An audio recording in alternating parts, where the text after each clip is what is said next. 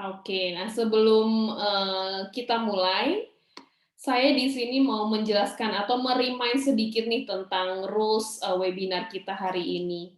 Nah, yang pasti kalau sudah sering nih ikut webinar dari First Asia gitu ya, pasti yang pertama kali itu adalah semua peserta di sini tentunya akan di-mute gitu ya. Jadi begitu bergabung semua akan di-mute, sehingga nanti tidak ada suara-suara yang akan mengganggu narasumber dalam memberikan penjelasan atau memberikan materinya gitu ya. Tapi walaupun di-mute gitu ya, kami tetap mengharapkan Bapak Ibu dan rekan-rekan di sini untuk tetap aktif gitu ya, berdiskusi, memberikan pertanyaan gitu, karena kami mengharapkannya tidak hanya satu arah nih, tapi kita juga bisa diskusi, kita bisa bertukar pikiran sehingga nanti webinarnya bisa lebih bermanfaat untuk Bapak Ibu semua, gitu. Jadi, kalau misalkan punya pertanyaan langsung saja tulis di chat, tapi kalau misalkan, ketika kita memberikan waktu nih untuk bertanya, silahkan membuka mic-nya dan langsung, ngajukan pertanyaan pada narasumber.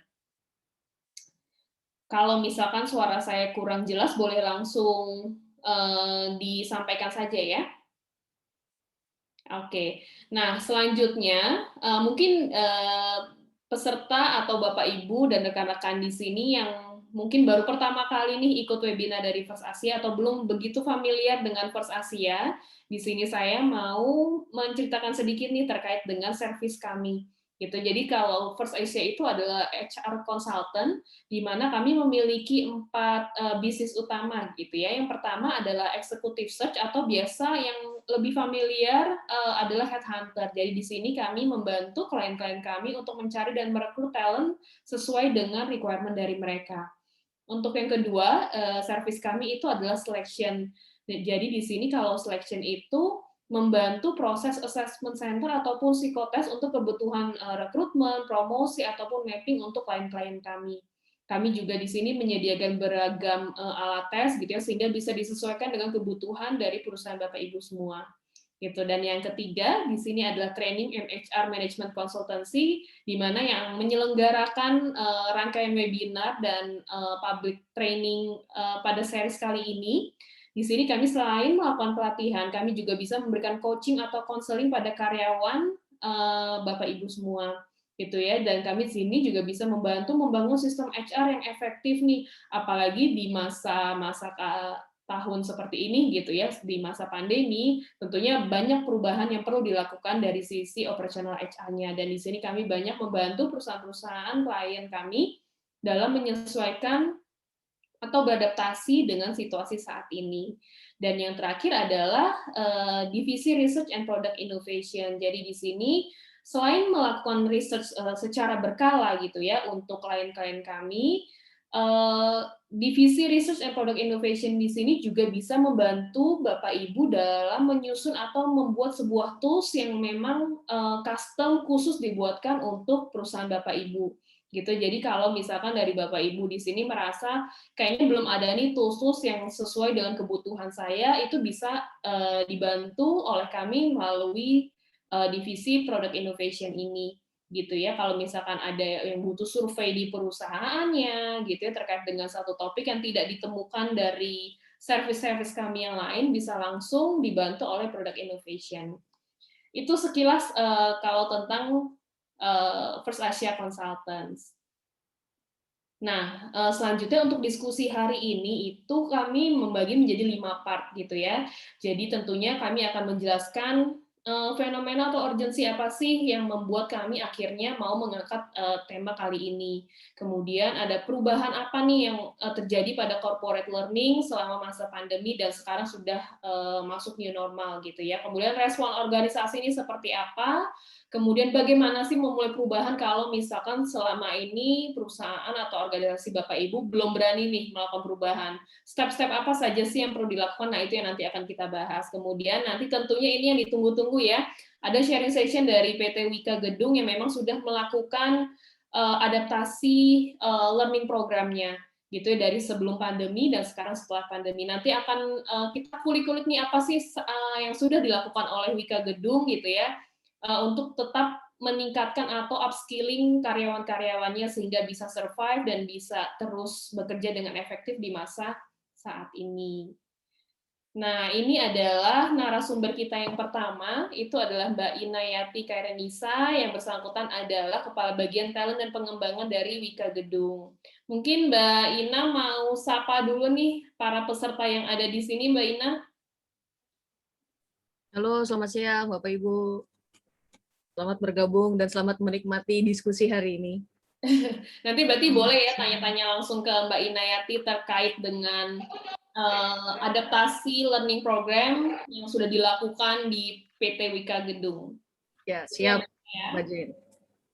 Oke. Nah, selanjutnya saya sendiri di sini adalah Departemen Head dari Training and HR Management Consultancy. Jadi di sini saya sudah bergabung sejak 2014 yang awalnya di tim assessment atau selection, kemudian sekarang sudah dipindah di bagian training dan HR management. Tentunya karena saya juga belum lama gitu ya di bagian training and HR management consultancy, pasti juga akan terus belajar gitu ya dari Mbak Ina atau dari mungkin dari rekan-rekan atau Bapak Ibu di sini yang kita nanti bisa berdiskusi dan bertukar pikiran, gitu ya. Oke, tanpa berlama-lama lagi kita langsung mulai aja ya, langsung masuk nih ke materinya. Oke, tadi di awal saya sudah sempat bahas terkait dengan pentingnya kita membahas ini sekarang itu apa sih, gitu. Nah, kalau dari yang sudah kita tahu semua gitu, mungkin saya ajak flashback sedikit lah gitu di awal tahun kemarin atau mungkin di akhir tahun 2019 kita semua sudah mulai tahu nih adanya penyebaran virus corona gitu ya. Kemudian di tahun 2020 mulai masuk ke Indonesia dan melakukan perubahan yang sangat signifikan di Indonesia, khususnya itu di bisnis gitu ya. Dan di bisnis sendiri yang salah satu yang paling berdampak itu adalah proses pengembangan ataupun workplace learning-nya gitu ya, karena tidak sedikit yang langsung melakukan hold nih pengembangan karyawannya dan fokus dulu deh di survival karena semuanya merasa bingung gitu ya, merasa tidak pasti apa yang harus saya lakukan gitu karena ini situasi yang baru gitu ya. Tiba-tiba semua karyawan harus work from home yang mungkin sebelumnya nggak tahu nih kalau work from home itu bisa dilakukan. Sekarang tiba-tiba work from home harus dilakukan dengan kita tidak tahu mekanismenya seperti apa yang harus dilakukan dan sebagainya gitu ya, yang kemudian seiring berjalannya waktu mulai menumbuhkan dilema bagi beberapa organisasi. Nah, dilemanya seperti apa sih? Nah, salah satunya itu adalah bingung nih. Saya mau nih mengembangkan tim saya gitu ya, tapi saya juga belum percaya nih sama online gitu. Kemudian tapi saya merasa harus nih upskilling mereka. Jadi saya bingung harus mementingkan keselamatan mereka, safety first, atau upskilling dulu ya dalam menghadapi tantangan baru gitu ya. Apalagi engagement level yang berbeda nih antara offline dan online learning menurut saya itu kayaknya offline masih lebih bagus deh. Terus gimana ya saya harus menyiasatinya? Nah, itulah yang akan kita bahas gitu. Karena mungkin masing-masing atau offline atau online itu pasti punya kelebihan dan kelemahannya masing-masing gitu ya. Oke. Nah, di sini mungkin saya pengen mengutip nih ya, mengutip ada beberapa hal gitu ya yang memang untuk membantu menyadarkan kita aja gitu. Sebenarnya pandemi ini kan bukan pertama kali dialami di dunia gitu ya. Dulu zaman dulu itu sudah pernah banyak pandemi dan kita itu selalu berhasil melewatinya. Cuman yang menjadi kelebihan kita atau keuntungan kita di saat ini gitu ya, kita punya internet gitu ya, di mana dulu mungkin internet tidak sebagus itu atau mungkin bahkan belum ada internet gitu. Jadi melalui internet itu kan kita sebenarnya punya resource yang tidak terbatas untuk kita bisa terus survive gitu ya. Jadi sebenarnya ini untuk membantu kita untuk lebih positif saja gitu ya. Jangan menunggu terlalu lama untuk aduh kapan ya ini selesai gitu. Aduh kayaknya nggak bakal survive nih gitu ya. Kayaknya percuma deh saya ngembangin tim, kayaknya nggak ada gunanya. Nunggu aja deh semua sampai normal gitu ya. Justru kita harus lihat dari sisi positifnya gitu. Kita sudah punya internet, kita sudah diuntungkan dengan keberadaan internet gitu ya, yang memang harus kita maksimalkan untuk kita bisa survive gitu. Dan bagaimana sih kita memaksimalkan internet untuk kita mengembangkan karyawan kita gitu ya. Nah, itu yang akan dibahas nanti. Gitu. Nah, ini mungkin salah satu yang penting gitu ya. Di sini ada kutipan dari Forbes gitu. Kalau misalkan kita menunggu get back to normal sebagai salah satu opsi kita untuk kita bertindak gitu ya, sepertinya kita tidak akan kembali ke normal secepat itu gitu ya. Kayaknya nggak mungkin deh kita back to normal. Kenapa? Karena sekarang situasinya sudah tidak sama seperti dulu gitu ya. Jadi jangan menunggu sampai normal baru kita melanjutkan lagi nih. Gitu, justru sekarang di situasi sekarang yang sudah menjadi normal barunya kita gitu ya. Apa nih yang harus kita lakukan? Apa sih yang harus kita kejar? Gitu. Yang pertama ini bagaimana sih corporate training berubah pasca COVID-19 gitu ya. Kita sudah harus mulai memberikan planning-planning gitu ya. Yang pertama nih perubahan yang terjadi itu adalah sekarang itu learning itu pasti akan lebih cepat gitu ya. Pemenuhan kebutuhan pengembangan harus beriringan dengan kecepatan kebutuhan bisnis gitu. Mungkin sekarang di era sekarang VUCA nih makin terasa gitu ya. Percepatan itu makin terasa. Bisnis itu makin nggak pasti deh, situasi makin nggak pasti. Nah, that's why learning juga harus disesuaikan. Mungkin kalau dulu itu 2 tahun lalu deh, learning program training itu bisa disusun di awal tahun untuk 1 tahun ke depan gitu ya. Kita sudah menyusun nih, oke di bulan ini mau training ini, di bulan semester 2 mau training yang lain gitu ya. Kalau sekarang sepertinya itu menjadi tidak efektif gitu ya, karena kita tidak pernah tahu kebutuhan bisnis di bulan depan itu apa sih gitu ya. Karena seiring dengan perubahan bisnis, kita pun juga harus membekali karyawan kita atau tim kita untuk bisa maju bersamaan dengan bisnis sehingga bisnisnya bisa berjalan, bergerak sesuai dengan target ataupun goals yang kita harapkan, gitu ya. Untuk mencapai itu tentunya harus diiringi dengan digital transformasi, gitu ya, digital transformasi, dan kita juga harus bisa menyesuaikan nih program learning kita yang bisa diakses dengan beragam cara gitu ya, karena karyawan kita sendiri aja kita sekarang sudah tidak bisa ketemu setiap hari gitu ya, tentunya harus bisa diakses kapanpun dan dimanapun oleh mereka gitu. That's why mandat training ataupun materi yang kita punya, program learning yang kita punya itu harus bisa diakses melalui handphone. Jadi harus bisa diakses secara mobile gitu ya, sehingga uh, program yang kita tawarkan, program yang kita susun itu bisa terdeliver dengan lebih efektif dan bisa diterima oleh karyawan kita gitu. Seiring dengan hal itu, yang keempat ini adalah rapid e-learning on priority. Jadi tentunya permintaan akan terus berdatangan seiring dengan perkembangan bisnis. Ini tentunya nyambung dengan tadi pernyataan saya yang pertama, gitu ya. Permintaan itu akan sangat cepat dan konten-konten training mungkin sekarang akan banyak bertambah gitu ya. Kalau dulu temanya mungkin problem solving, leadership, planning, gitu ya, soft skill-nya seperti itu. Kalau sekarang mungkin soft skill terkait dengan digital savvy itu juga semakin banyak, gitu ya. Mungkin kalau yang sudah didengar itu sekarang yang mulai banyak itu adalah misalkan agility gitu ya, yang dulu jarang banget dibahas sekarang semakin banyak, atau virtual leadership gitu ya, yang memang erat kaitannya sekarang dengan era-era digital dan sebagainya gitu. Kemudian dengan adanya online gitu ya, dengan sekarang semakin banyak digital dan tadi harus bisa diakses dimanapun dan kapanpun, tentunya nggak akan efektif lagi kalau kita menyediakan program learning-nya itu yang berjam-jam seperti offline dulu. That's why kita sudah harus mulai menyesuaikan program itu yang lebih ke micro learning gitu ya. Jadi di sini istilahnya itu adalah bite size learning yang memang akan lebih mudah diinternalisasi dan diaplikasikan dalam pekerjaan oleh tim kita atau karyawan kita gitu ya. Karena bayangin aja kalau kita mesti mantengin handphone kita gitu ya. Misalkan dia laptopnya lagi ada di kantor. Kemudian tapi dia harus belajar nih gitu ya, dan dia cuma bisa handphone tapi handphonenya harus dipantengin 8 jam misalkan gitu ya. Tentunya itu sangat tidak efektif dan memang membuat program training itu pun, program pembelajaran itu menjadi sulit diterima gitu ya. Jadi kalau di online itu kuncinya memang bite size learning, dikit-dikit gitu ya, tapi menarik sehingga mereka bisa lebih mudah mengingat. Kurang lebihnya seperti itu. Nah, selanjutnya ini adalah prediksi tren new normal pada learning itu seperti apa sih?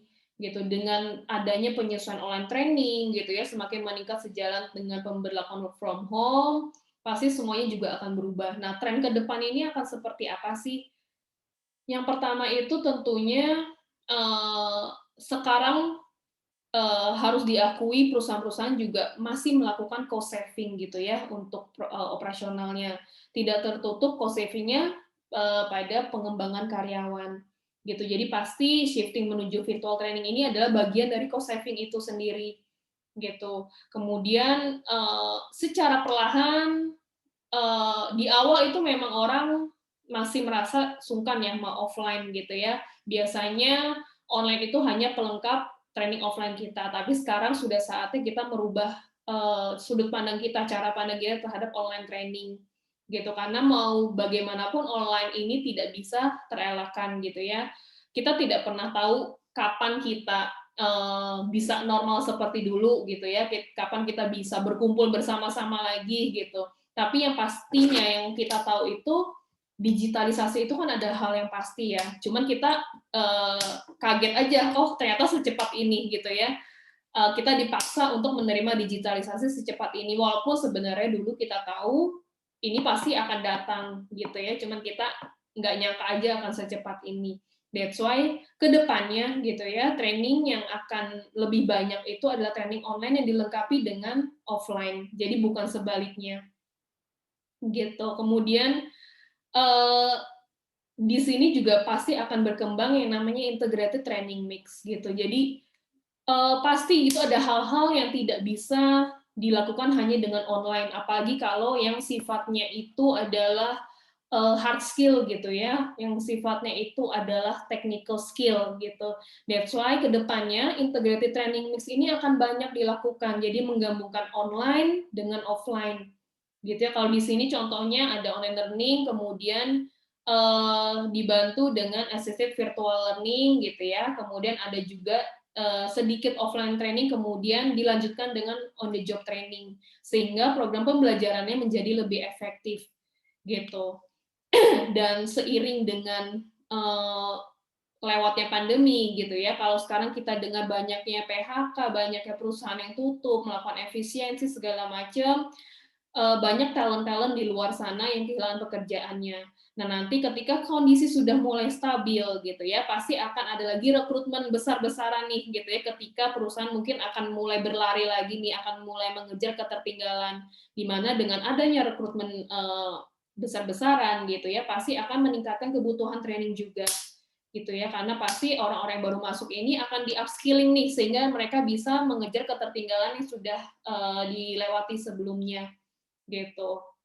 Dan di sini kedepannya corporate learning ini akan menjadi everyday thing gitu. Jadi bahan keseharian lah, mereka akan bisa belajar itu tidak selalu yang formal gitu ya. Sekarang belajar itu bisa dilakukan secara informal mungkin gitu ya. Apalagi sekarang sudah banyak media-media yang tidak hanya Zoom seperti ini gitu ya, tapi sekarang ada podcast misalkan yang kita bisa akses kapanpun kita mau, sambil mandi kita bisa dengerin gitu ya, di mobil macet-macetan kita bisa dengerin gitu. Dan sekarang muncul lagi yang namanya Clubhouse gitu ya, itu yang juga bisa menjadi media pembelajaran kita.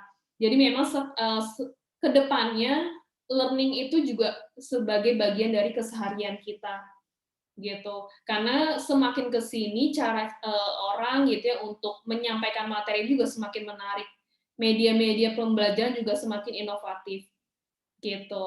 Kemudian ada lagi yang namanya AR dan VR gitu ya.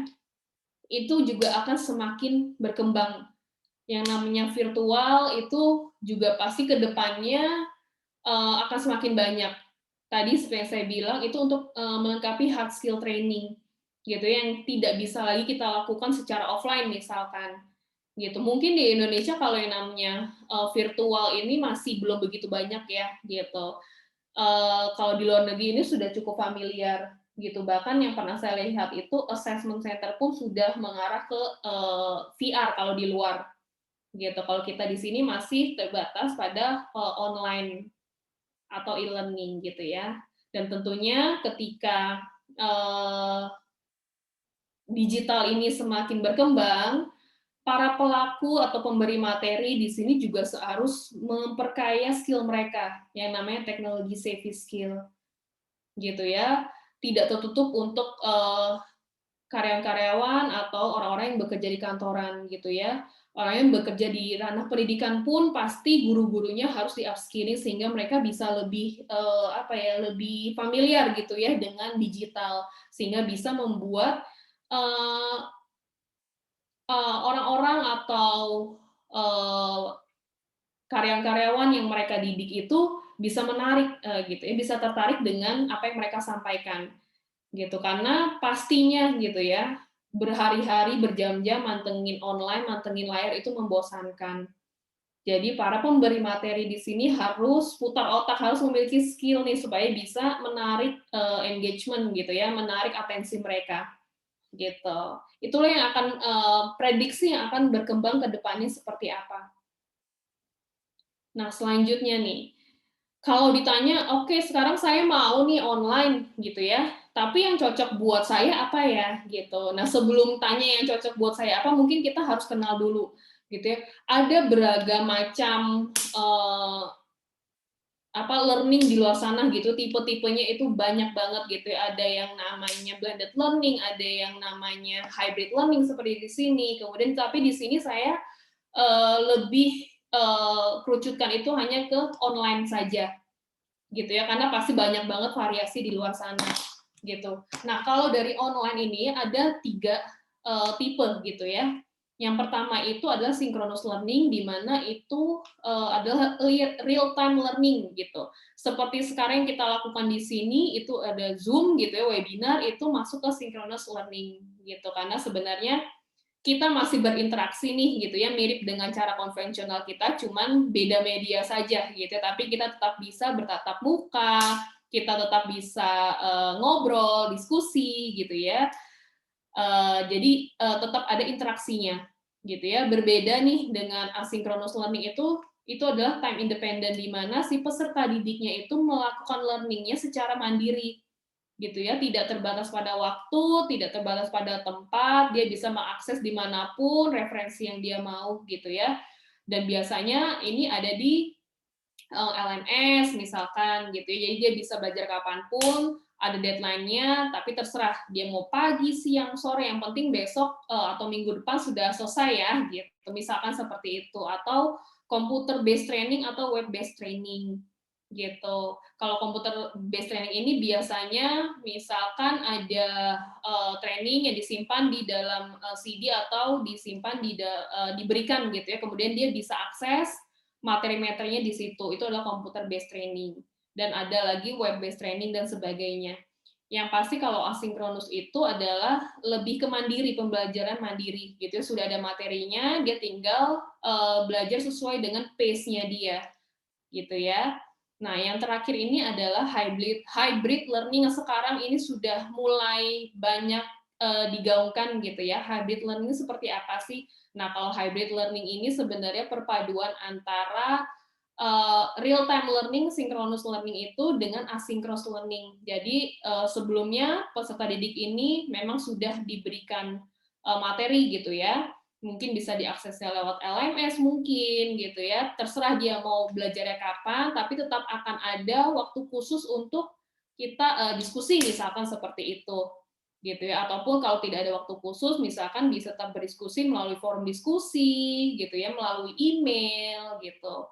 Itu yang namanya hybrid learning gitu ya. Jadi ada self learning-nya sebelumnya gitu ya. Kemudian dilanjutkan dengan ada diskusi walaupun tidak harus bertatap muka secara langsung gitu. Nah, jenis-jenisnya itu seperti apa sih contoh-contohnya gitu ya kalau untuk learning-nya. Yang pertama ini ada yang namanya self study. Tadi kalau self study itu kan ya udah kita belajar sendiri deh referensinya itu kita cari sendiri, kita bisa belajar dari Google gitu ya, kita bisa belajar dari manapun resource yang kita punya gitu ya. Kemudian yang kedua ini ada video dan audio tape-nya gitu ya. Jadi memang bentuknya video atau audio yang memang akan lebih menarik gitu. Jadi di sini trainernya misalkan atau pemberi materinya memberikan video gitu ya, menyimpan materi dalam video dan dia tinggal mengunduhnya dan tinggal menontonnya saja gitu ya. Bisa dilakukan melalui YouTube deh yang paling sederhana gitu ya. Kemudian di sini ada CBT dan WBT, itu WBT itu adalah yang tadi sudah saya sebutkan, ada computer based training atau web based training.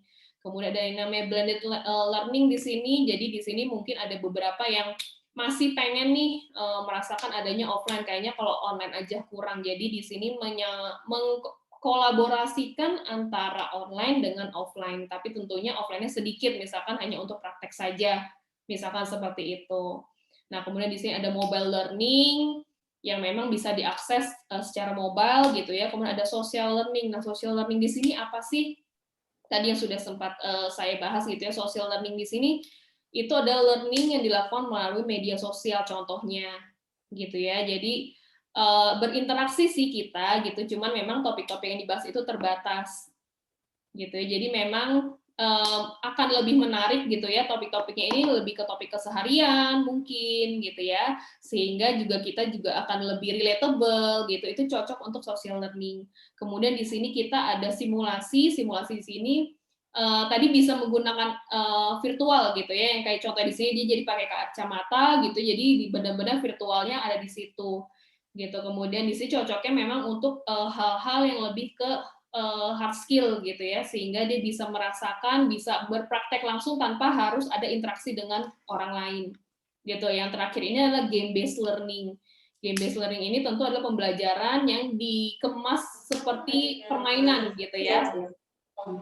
Tentunya tidak semua topik atau tidak semua orang cocok dengan tipe-tipe atau jenis-jenis learning yang ada di sini. Tentunya si pembuat materi ataupun HR atau perusahaan gitu harus menyesuaikan topik apa sih yang mau saya deliver gitu ya, dan cocoknya itu topik dengan karyawan peserta didik saya, mau saya training ini karakternya seperti apa, kebutuhannya seperti apa. Nah, itu baru dicari yang cocok seperti apa gitu ya, karena kita tidak bisa bilang mana sih yang paling efektif untuk perusahaan saya atau mana sih yang paling sesuai untuk perusahaan saya. Tentunya kita harus gali lagi nih needs-nya dan goals-nya itu seperti apa gitu ya, dan materi yang mau kita sampaikan itu paling sesuai atau paling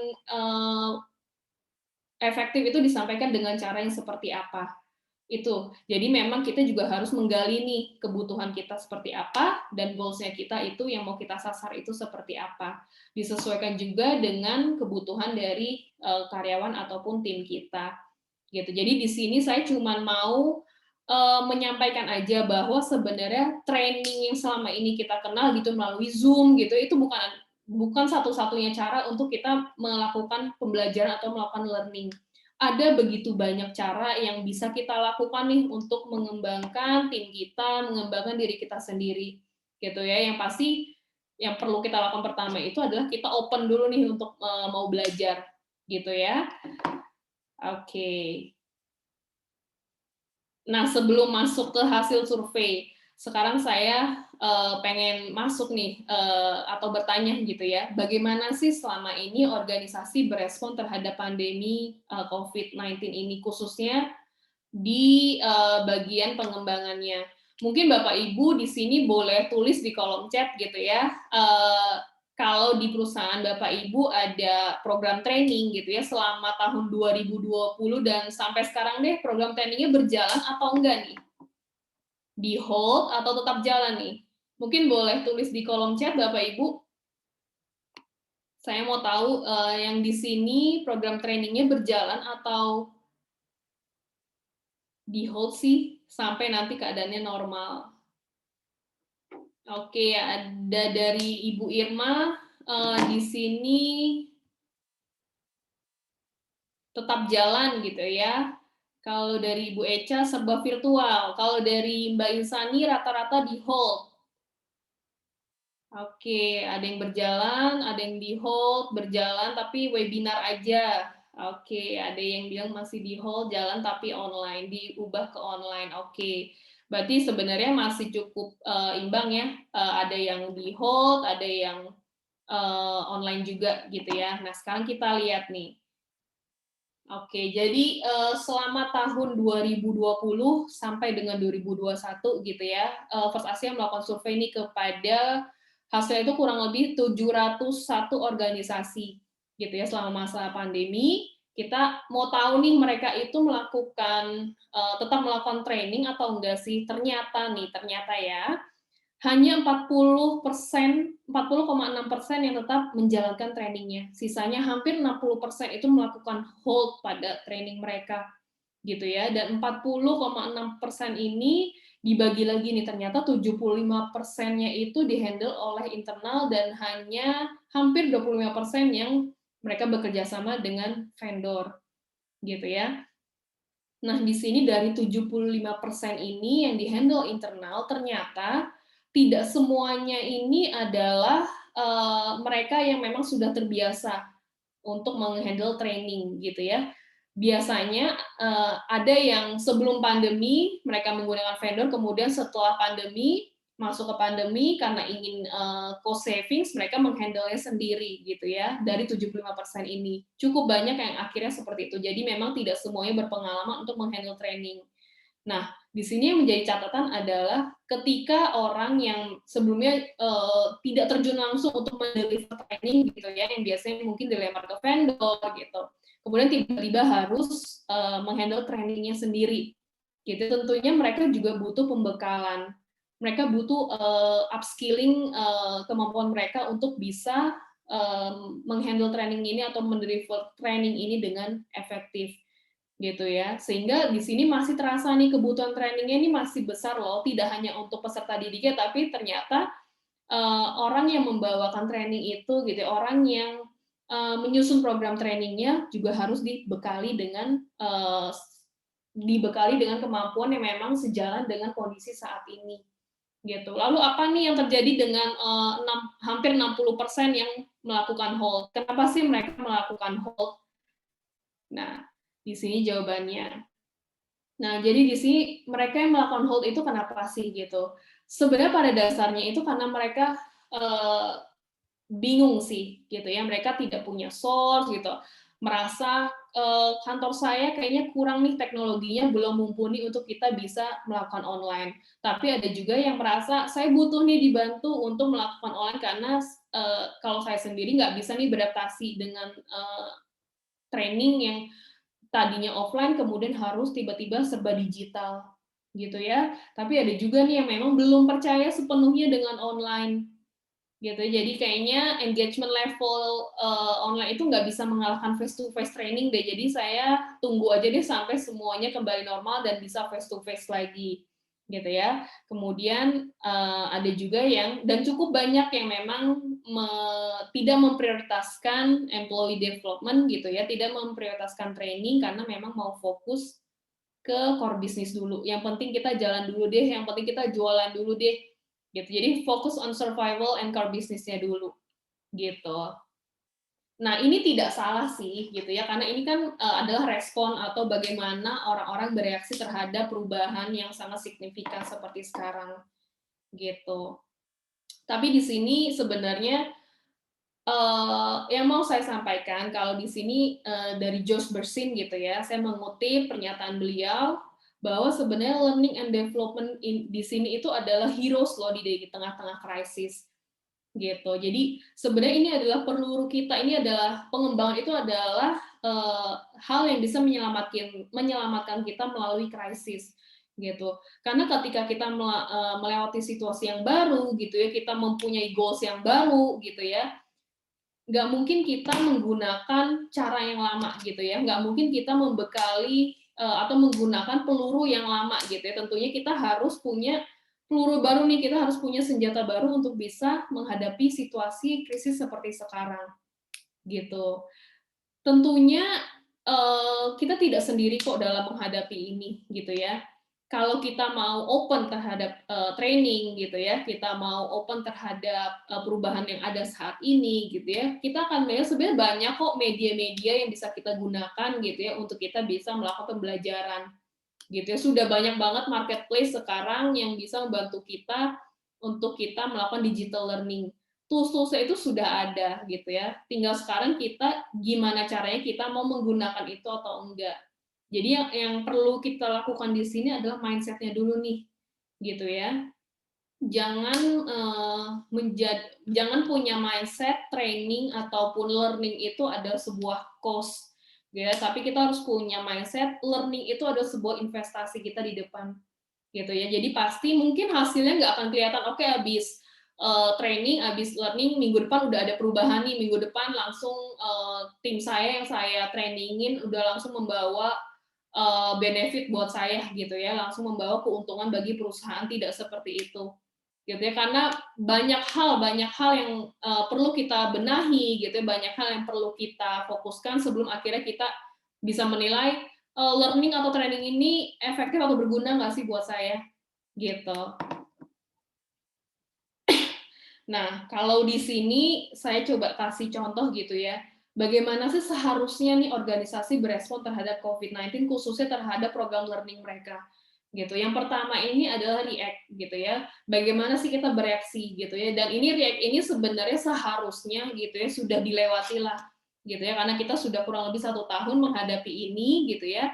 React ini adalah di mana pimpinan organisasi itu harus cepat melakukan swifting, menyusun rencana dan koordinasi untuk bisnis survival gitu. Jadi memang sudah harus nih ketika kita tahun lalu menghadapi pandemi gitu ya. Tahun lalu menghadapi pandemi sudah harus kita cepat nih sebagai pimpinan gitu ya atau sebagai HR mungkin sudah harus cepat menyusun rencana dan untuk koordinasi. Untuk survival-nya dulu deh, jangka pendeknya dulu deh gitu ya. Baru abis itu kita masuk ke respon gitu. Jadi kalau misalkan saat ini perusahaan Anda atau organisasi Anda masih di tahapan react, takutnya itu sudah agak terlambat gitu ya. Maka sudah harus cepat-cepat nih kita menyusun rencana yang lebih detail. Kita harus maju ke tahapan respon gitu ya. Jangan kita bertahan di react terus ya. Kita bertahannya di survival dulu, tapi kita harus bisa bagaimana di tengah kondisi saat ini kita tidak hanya survival, tapi kita juga bisa menjadi unggul kembali gitu ya. That's why di setiap organisasi di tahapan kedua harus menyusun aturan-aturan yang lebih detail nih, meluncurkan program learning and development untuk manajemen misalkan, gimana sih leader memanage tim yang sekarang banyak di WFH-kan gitu, nggak pernah ketemu, bagaimana sih membekali mereka. Kemudian di tengah kecemasan COVID yang nggak jelas ini gitu ya, kecemasan makin meningkat, ketidakpastian juga membuat para karyawan cemas gitu ya. Bagaimana sih kita mengembangkan resiliensi mereka gitu ya. Ada coaching, kemudian juga fokus pada well-being mereka. Inilah yang harus lebih difokuskan lagi oleh organisasi gitu ya. Pada fase ini mungkin saja beberapa organisasi akan menghadapkan crash digital transformation programs. Apa sih crash digital transformation programs itu? Jadi sebenarnya siapa sih di sini yang tidak kaget menghadapi kondisi seperti tahun kemarin gitu ya, tiba-tiba dalam 1 bulan lah gitu ya, tiba-tiba semuanya itu kita harus dikarantina, kita nggak boleh keluar rumah sama sekali gitu ya, bisnis hampir semuanya juga hampir stuck gitu. Apalagi yang di retail gitu ya, mall-mall pada tutup, kita nggak bisa kemana-mana gitu. Kayaknya waktu itu kurang lebih 1 bulan ya, 1 bulan atau sampai 2 bulan yang kita benar-benar strict, kita nggak boleh kemana-mana gitu ya. Tapi kan di sini kita bisnis harus tetap berjalan gitu ya. Tiba-tiba kita didorong atau dipaksa dalam tanda kutip harus melakukan digital transformasi yang mungkin gitu ya sebagian besar organisasi, sebagian besar leader mungkin belum siap untuk menghadapi itu gitu ya. Yang namanya crash digital transformation di sini adalah kita bingung nih gitu ya, kita bingung harus ngapain gitu, kita clueless gitu harus ngapain, tapi kita tahu nih kita harus berubah gitu ya. Jadi mungkin trial and error-nya ada di sini gitu ya, crashing sana sini, tapi kita di sini sudah melakukan sesuatu. Jadi itu adalah hal yang normal. Jangan sampai justru ketika kita sudah mencoba going digital dengan cara A nggak berhasil, terus kita udah stuck diem aja di situ. Nggak seperti itu gitu, tapi kita di sini coba, oke, cara ini nggak berhasil nih untuk organisasi saya, oke kita coba yang lain gitu ya, mungkin saja berhasil karena pasti tiap organisasi, tiap karyawan di sebuah perusahaan itu punya needs yang berbeda dengan organisasi lain gitu. Kemudian hingga pada tahap 3, ketika dia sudah berhasil nih melakukan tahapan respon dengan baik gitu ya, sudah melakukan trial and error gitu ya, sampai akhirnya menemukan cara yang paling pas nih, cara yang paling efektif buat dia untuk melakukan sisi learning-nya. Tahapan return di sini bukan berarti kita kembali ke normal gitu ya, karena sepertinya normal itu sudah tidak ada lagi, tapi yang ada normal saat ini gitu ya, yang berbeda dengan normal yang dulu gitu. Normal di sini mungkin di sini saya akan lebih simpulkan lebih ke kata stabilitas kali ya, ketika kondisi sudah mulai stabil, perusahaan sudah mulai stabil gitu ya.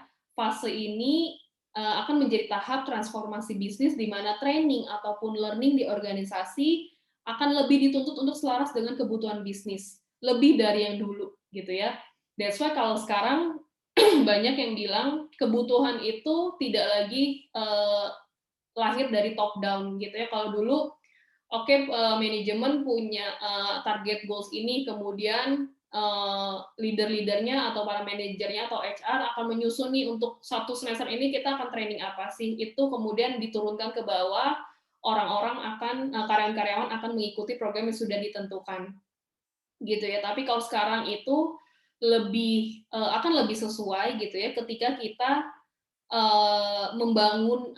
mengetahui needs-nya itu dari bawah gitu. Jadi bottom up gitu ya. Jadi kita melihat karyawan-karyawan kita nih sekarang lagi butuhnya apa sih gitu ya. Itulah yang akan kita angkat, kemudian kita akan lihat kesesuaiannya itu dengan bisnis kita itu seperti apa gitu. Jadi kita benar-benar tahu nih gap-nya itu di mana sih antara karyawan, antara tim kita dengan bisnis yang sedang kita jalankan sekarang. Kurang lebihnya seperti itu gitu. Kemudian selanjutnya, nah sekarang ketika kita sudah punya mindset, oke saya mau nih mulai berubah gitu ya, saya mulai mau lebih open nih terhadap online training gitu. Tapi saya bingung mulainya dari mana gitu ya. Nah yang paling simpel gitu ya, kita harus mau invest di communication technology gitu. Karena tadi yang seperti saya bilang gitu ya, jangan lihat learning itu sebagai cost, tapi lihat learning itu sebagai investment gitu. Di sini investasinya itu nggak perlu yang muluk-muluk kok, nggak perlu yang harus oke, perusahaan saya harus punya media training yang virtual yang canggih banget yang harus eh, kayak di luar negeri deh gitu, nggak perlu kok di sini. Invest di sini mudah kok gitu. Kita bisa mulai invest dari yang paling kecil dulu deh gitu. Yang paling murah sekarang paling baik apa sih? Zoom misalkan, kita langganan Zoom misalkan, atau mungkin kita invest itu kan tidak harus berupa materi atau tidak harus berupa uang gitu ya. Kita harus mau investasi, misalkan kita bikin program di mana kita mau bikin materi-materi yang kita taruh di YouTube lah buat karyawan-karyawannya kita gitu. Nah, mulai investasi di situ, bikin materi gitu ya, video gitu ya, kemudian kita taruh di YouTube dari hal-hal yang sesimpel itu gitu ya. Jadi kita harus mau menginvestkan sesuatu terkait dengan teknologi gitu ya. Kemudian kita harus explore nih innovative learning solution. Jadi kita harus juga mau gitu ya mencari, mengeksplorasi cara-cara apa sih yang paling sesuai nih untuk karyawan saya gitu ya. Cara-cara apa sih yang paling sesuai untuk tim saya saat ini gitu ya, sehingga mereka mau belajar. Dia tidak terpaku dengan offline aja gitu ya. Maunya offline aja deh, lebih seru, bisa ngobrol segala macam gitu ya.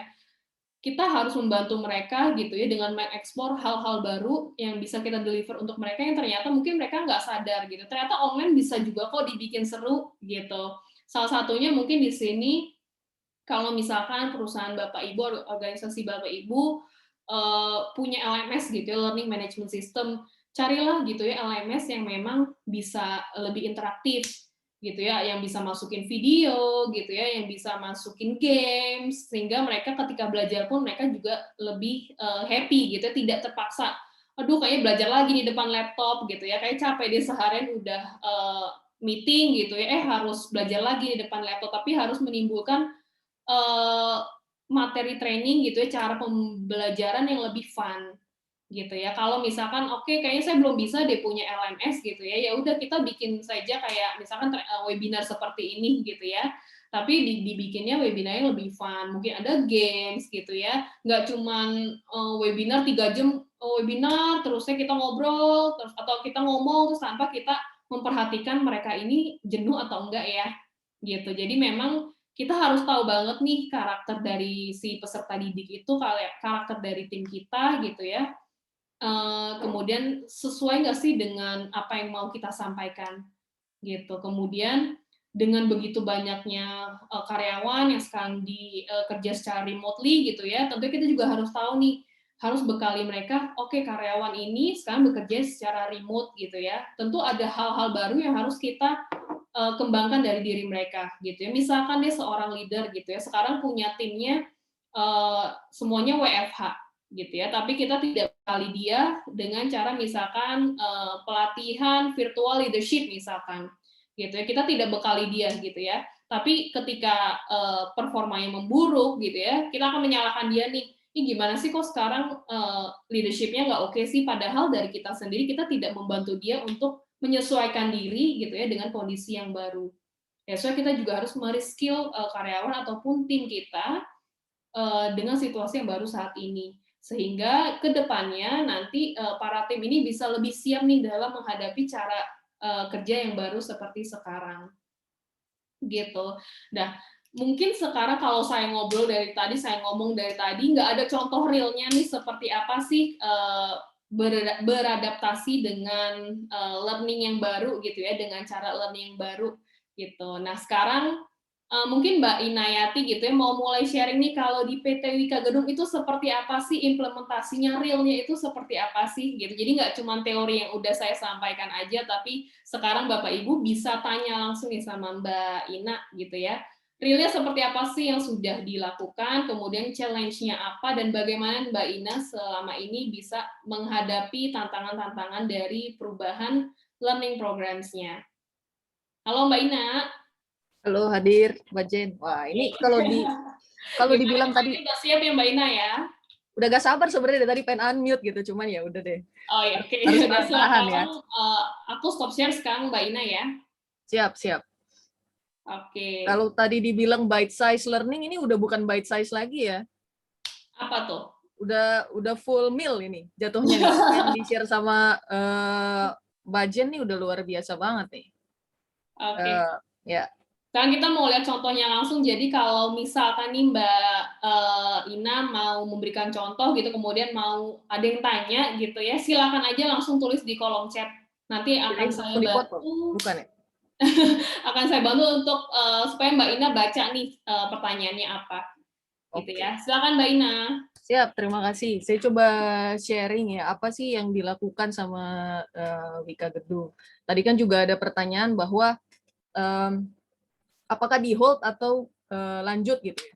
Kalau dilihat dari proses bisnisnya sendiri kan sebetulnya kalau di Wika Gedung sendiri, human capital itu proses bisnisnya ada 6, seperti yang tertera di virtual background saya ini ya, terlihat. Jadi dan salah satunya nomor 3 ini pembelajaran dan pengembangan. Kebayang ya Bapak Ibu, kalau misalnya tadi banyak juga yang menuliskan di hold gitu, termasuk di tempat saya itu awalnya di hold.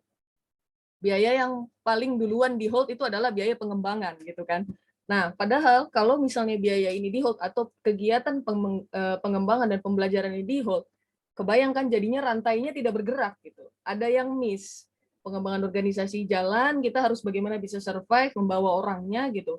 Terus kita membawa orang untuk adaptasi new normal aja kan perlu pembelajaran ya. Kalau tidak dibekali kan juga bingung juga nih pasti teman-teman pegawai gitu. Apalagi mereka di rumah gitu. Kita bagaimana monitor mereka, bagaimana memastikan mereka tetap work ya dalam tanda kutip, jangan sampai dia from home tapi ternyata tidak work gitu kan. Bagaimana memastikan mereka tetap belajar dan terus berkembang. Kalau ini di hold dan lama akan berimpact lebih tajam lagi atau lebih tinggi lagi gitu, sehingga perlu memutar otak nih akhirnya kan, apa yang perlu dilakukan atau apa yang bisa diberikan kepada rekan-rekan gitu.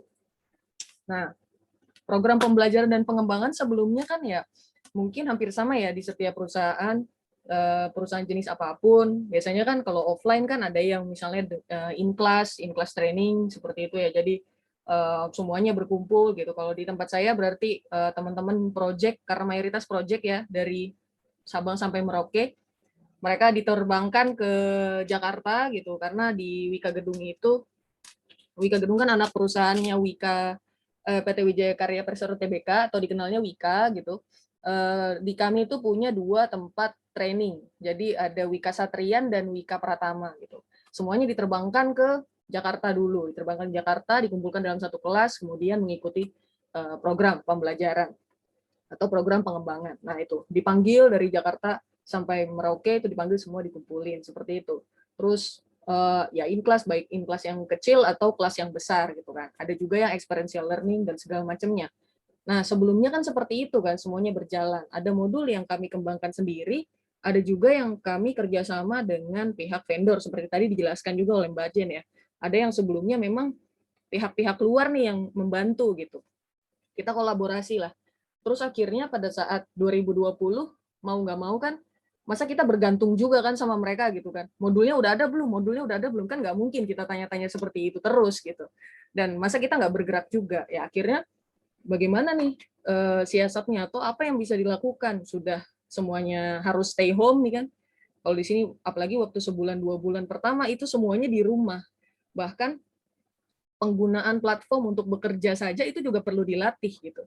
Yang sebelumnya mungkin tidak familiar menggunakan Microsoft Teams. Kalau di tempat saya menggunakan Microsoft Teams, sebelumnya tidak familiar dengan fitur-fitur Microsoft Teams. Bahkan membukanya saja sulit gitu. Ceritanya gitu ya. Buka email saja bahkan lupa password kan, udah masalah tuh. Gimana mau belajar berikutnya gitu. Nah itu kan juga perlu ada programnya atau ada kegiatannya gitu, disampaikan, sosialisasinya, kampanye dan segala macam. Akhirnya apa sih yang dilakukan? Nah waktu itu yang pertama, paling pertama terpikir adalah melakukannya dengan, oh ya ini sebelum itu kan, nih padahal nih 1 menit kalau kita nggak belajar aja kan kayak berasa mau atau berasa nggak hidup ya gitu. Padahal setiap menitnya kita belajar, dalam 1 hari aja ada berapa menit gitu, dan ternyata 1 hari aja kita belajar banyak. Nah, satu hal yang paling mudah untuk dilakukan waktu itu adalah webinar. Yang terpikirnya adalah webinar. Kenapa webinar? Karena ya udah platform yang kita punya apa waktu itu, Microsoft Teams. Yang pertama kan kita invest di teknologi dulu ya, berarti ya tadi ya nyambung sama presentasinya Kak Jen nih, ada invest di teknologi dulu gitu kan.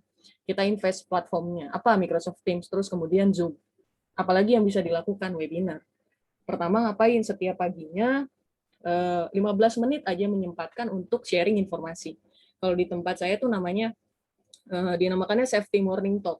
Sekalipun yang dibahas tidak hanya safety gitu ya, apapun lah boleh dibahas di dalam safety morning talk itu. Jadi semuanya berkumpul, kita online, kita dengarkan, ada yang sharing. Setiap harinya yang sharing dan ganti-ganti orangnya gitu. Materinya yang dibawakan boleh seputar COVID, boleh seputar pekerjaannya atau lingkup di proyeknya, misalnya ada inovasi terbaru apa atau apapun gitu. Jadi siapapun boleh mengisi di safety morning talk itu gitu. Sekaligus kita update juga berita tentang COVID atau berita tentang pandemi.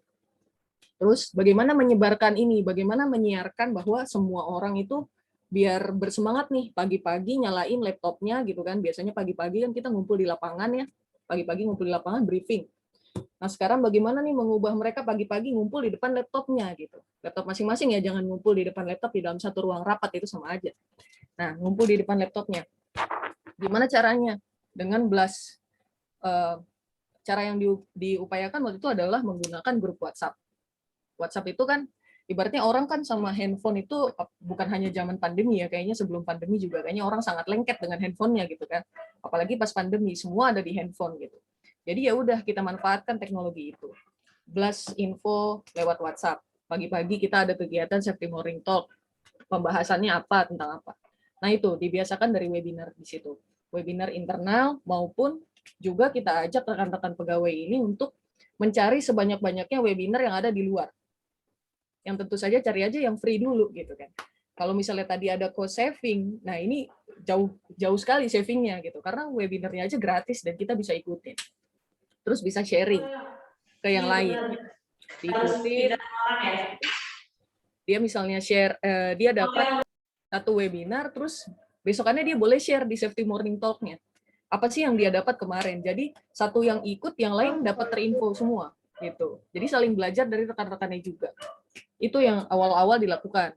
Terus kan nggak mungkin ya semuanya kita ya udah kita fokusnya webinar terus cari webinar yang gratis gitu.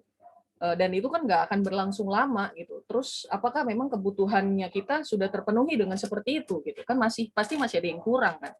Terus apalagi yang dilakukan gitu. Terus tantangannya apa nih? Setiap hari adanya webinar, pagi webinar, siang Zoom meeting gitu.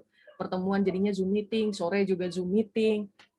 Jadi bisa-bisa dari pagi sampai sore yang ada dia di depan layar aja gitu ya. Nah, pasti ada tantangannya kan. Challenge-nya apa sih gitu buat pegawai gitu. Nah, ini tantangannya yang pertama bagaimana kita menjaga stamina-nya, memastikan stamina-nya mereka tetap prima nih. 8 jam sehari atau kalau di project udah nggak kenal jam tuh. Project-project konstruksi tidak kenal jam, tidak kenal waktu, bahkan tidak kenal tanggalan gitu. Semuanya hitam aja pokoknya.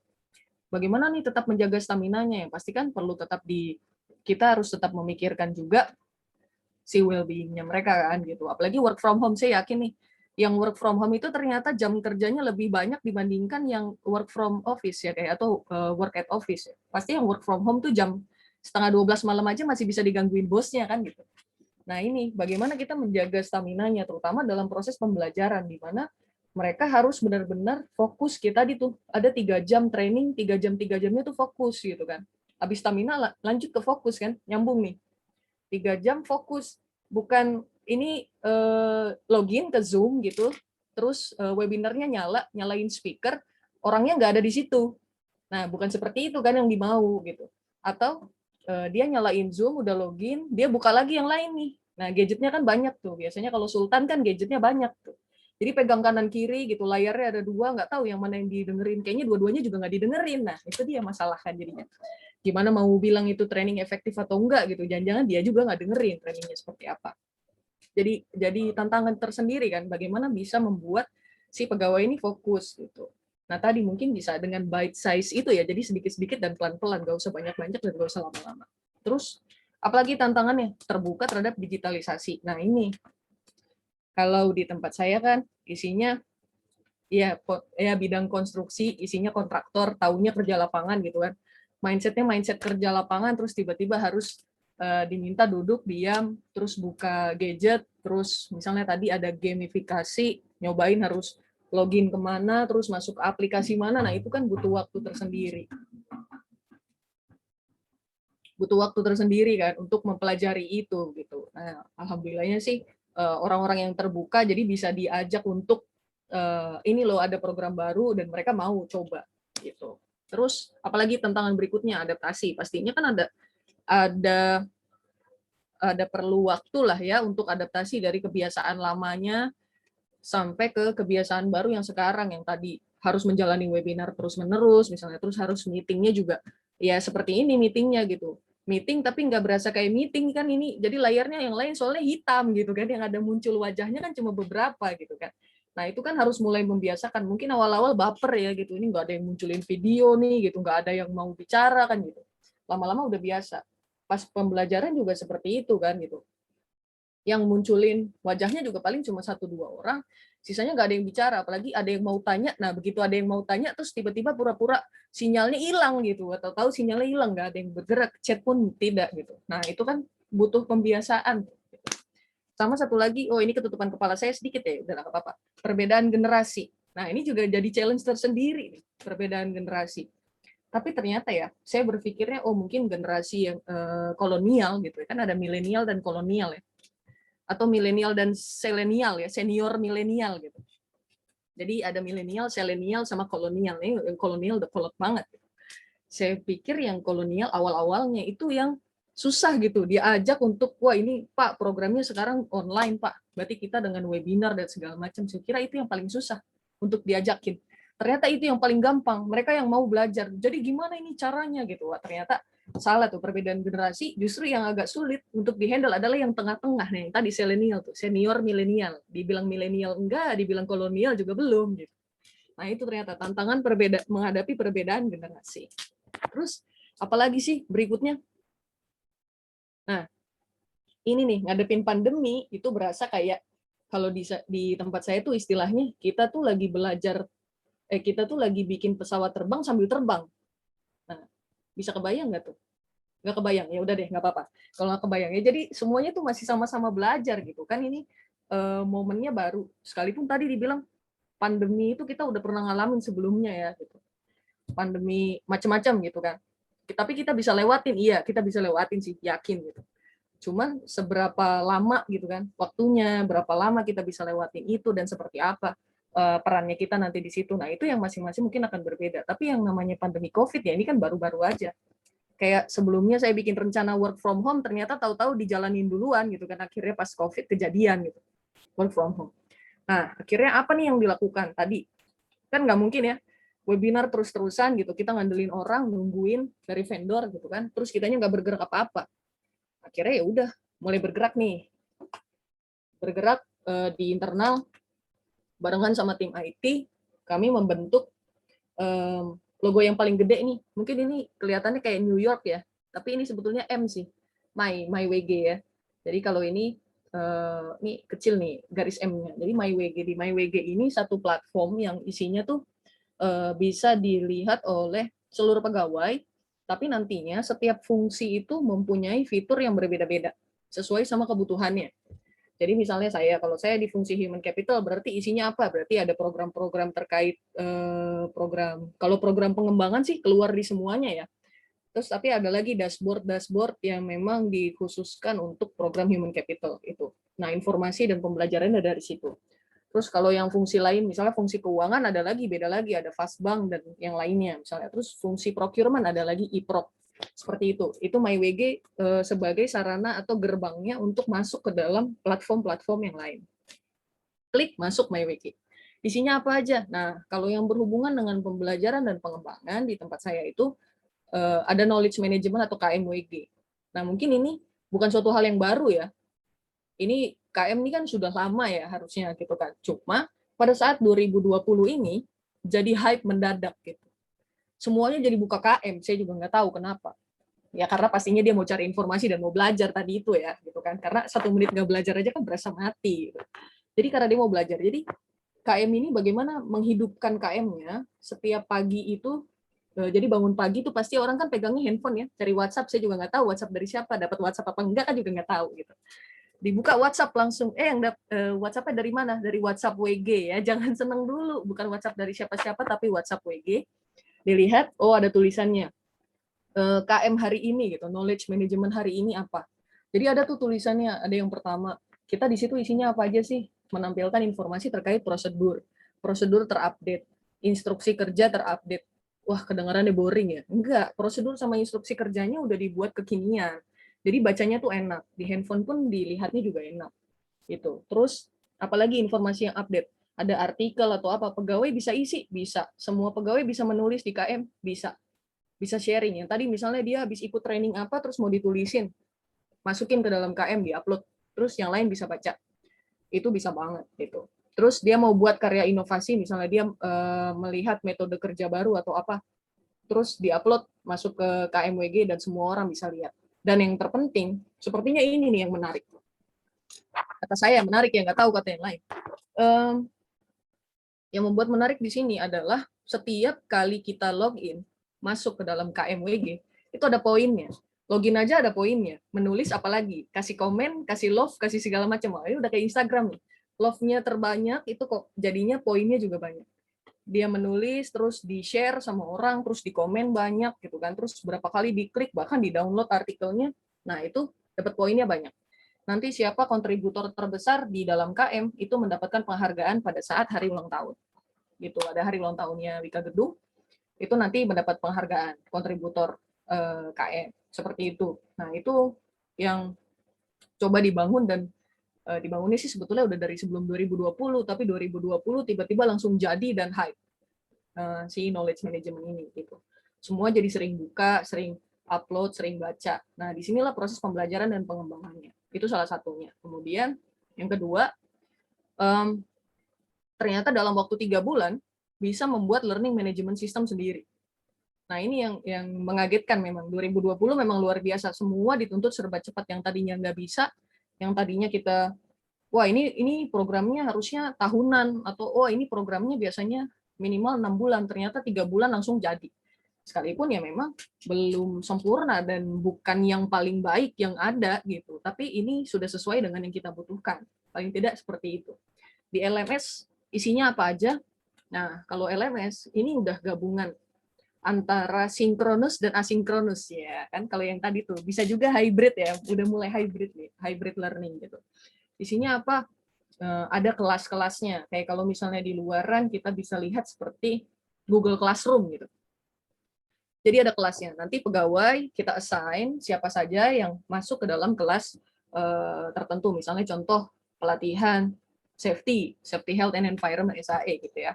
Di pelatihan safety misalnya ada 50 nama yang ikut ke dalam kelas tersebut. Masuk didaftarkan di dalam LMS, masuk ke dalam kelas A, kemudian ada pre-assignment-nya.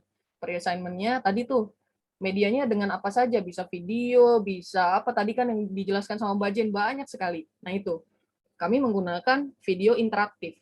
Jadi kalau video aja kan dia palingan matanya manusia tuh nonton video, kalau nonton Netflix mungkin lama ya, tapi kalau nonton YouTube kayaknya maksimal 4 menit ya, begitu 8 menit terasa kayak aduh lama banget gitu. Nah apalagi ini video saya tahu itu isinya video prosedur, instruksi kerja ya kan nggak ada menarik-menariknya gitu.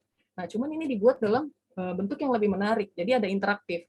Setelah ada videonya, nanti mereka akan diminta klik mau lanjutnya ke yang mana atau mereka mau lihat yang mana dulu. Itu secara asinkronusnya. Kemudian ada momen untuk sinkronusnya gitu. Jadi akan ada sesi ketemu seperti ini nih, Zoom meeting terus diskusi, tapi diskusi ya gitu. Bukan ada satu yang kasih materi terus-terusan enggak, tapi sifatnya diskusi. Apa sih yang sudah dipelajari kemarin dan bisa di-sharingkan ke yang lain seperti itu. Kemudian ya pasti ada pre-test dan post-test dan segala macamnya. Nanti terrecord siapa yang sudah ikut training ini, data-data dari LMS kita tarik untuk integrasi dengan data di Human Capital Information System-nya. Gitu. Jadi trainingnya terdata. Bahwa mereka sudah mengikuti training apa. Itu salah satu contohnya. Yang sekarang sudah dikembangkan itu yang untuk modul Safety, Health, and Environment. Nah, yang lainnya masih berkembang karena fitur-fiturnya masih harus ditambahkan. Kemudian, ada satu lagi aplikasi yang dikembangkan ini sebagai bagian dari transformasi pembelajaran karena ternyata tadi training saja kan tidak cukup ya, perlu ada follow up-nya gitu kan. Training aja kalau apa tuh dalam teori yang 70-20-10 cuma nyumbang 10% kan gitu. Kalau cuma training aja habis itu udah menguap nih. Saya yakin habis ini 3 hari sih mungkin masih inget ya. Tadi bite size learning-nya masih keinget tuh, kebayang-bayang. Tapi minggu depan belum tentu masih ingat. Nah, itu. Jadi perlu ada program lanjutannya kan. Program lanjutannya dengan apa? Kalau di sini fitur berikutnya adalah CMC. Jadi si pegawai, ini pegawai bisa request langsung kebutuhannya apa. Kita bisa tahu nanti ya ada keluhan apa atau ada kebutuhan apa. Dia misalnya butuh untuk di mentoring sama atasannya atau dia misalnya di mentoring sama, ya kalau mentor kan berarti kan sama yang expert ya, mentor nanti dipilihkan mentornya siapa, atau butuh coaching gitu kan, atau butuh. Nah di dalam CMC isinya apa aja, yang pasti ada ya ada program CMC-nya sendiri ya, dia bisa request untuk CMC. Kemudian ada juga terkait pengembangan KUK kalau di sini kriteria unjuk kerja. Nah ini pengembangan hard kompetensi. Jadi di situ nanti mereka bisa melakukan self assessment dulu terhadap kemampuan hard kompetensinya. Nah, nanti itu akan dilinkkan pertama dengan atasan langsungnya, apakah memang kemampuan hard kompetensinya benar seperti apa yang dia tuliskan. Kemudian link keduanya, approval keduanya atau validasi, dilakukan validasi lagi kepada, oh iya, terus saya langsung terkecoh, saya anaknya kalau ada chat-chat langsung ngelirik dulu ya, aduh. CMC singkatan dari apa, Oh Mbak? iya, coaching, mentoring, counseling.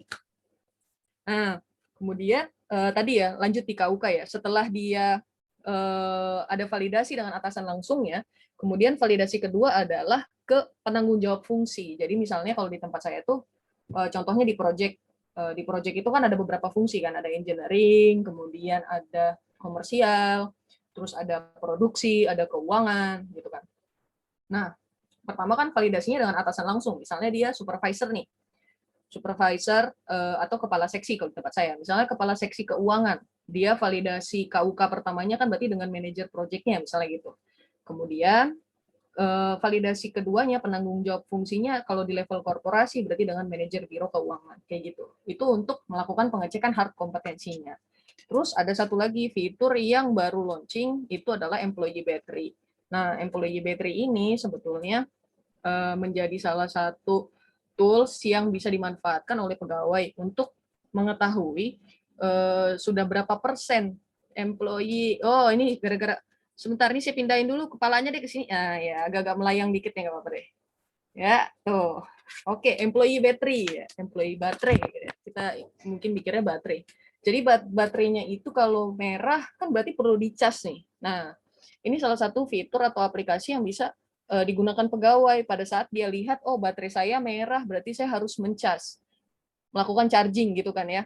Apa yang perlu di-charging, ada indikatornya atau ada parameternya di dalam employee baterai itu. Ada apa saja sih, ada program kerja, hubungannya ke program kerja, jadi ada hubungan ke performance-nya juga, program kerja, terus ada hubungannya dengan KUK-nya juga, terus ada hubungannya juga dengan apakah dia sudah pernah ikut asesmen atau belum gitu. Terus apakah dia sudah mengikuti training mandatori atau belum, itu seperti itu. Jadi dia tahu program pengembangan apa sih yang harusnya dilakukan atau apa-apa saja yang misalnya perlu dia lakukan untuk bisa membuat baterainya yang tadinya merah kemudian jadi orange atau bahkan jadi hijau.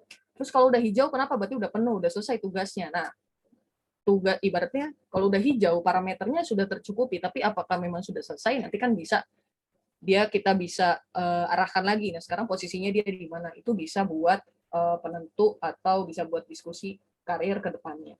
Seperti itu mungkin Kak Jen sharingnya dari saya. Kalau lama-lama lagi nanti sampai maghrib ini kayaknya. Oke, Bapak Ibu, Mbak Ina kan sudah sharing gitu ya, kalau di Wika Gedung tuh seperti apa sih dan challenge-nya seperti apa. Mungkin dari Bapak Ibu ada yang mau bertanya langsung nih sama Mbak Ina gitu. Misalkan kalau di kantor Bapak Ibu tuh seperti apa gitu ya. Mungkin ada yang mau bertanya di sini, Bapak Ibu? Jadi di chat ada yang terlewat nggak ya? Di chat sepertinya nggak ada yang terlewat Ada sih. ya? Belum ada yang nanya nih. Dari Bapak Ibu Oh. ada yang mau tanya nggak nih? Sebelum nanti saya yang tanya aja.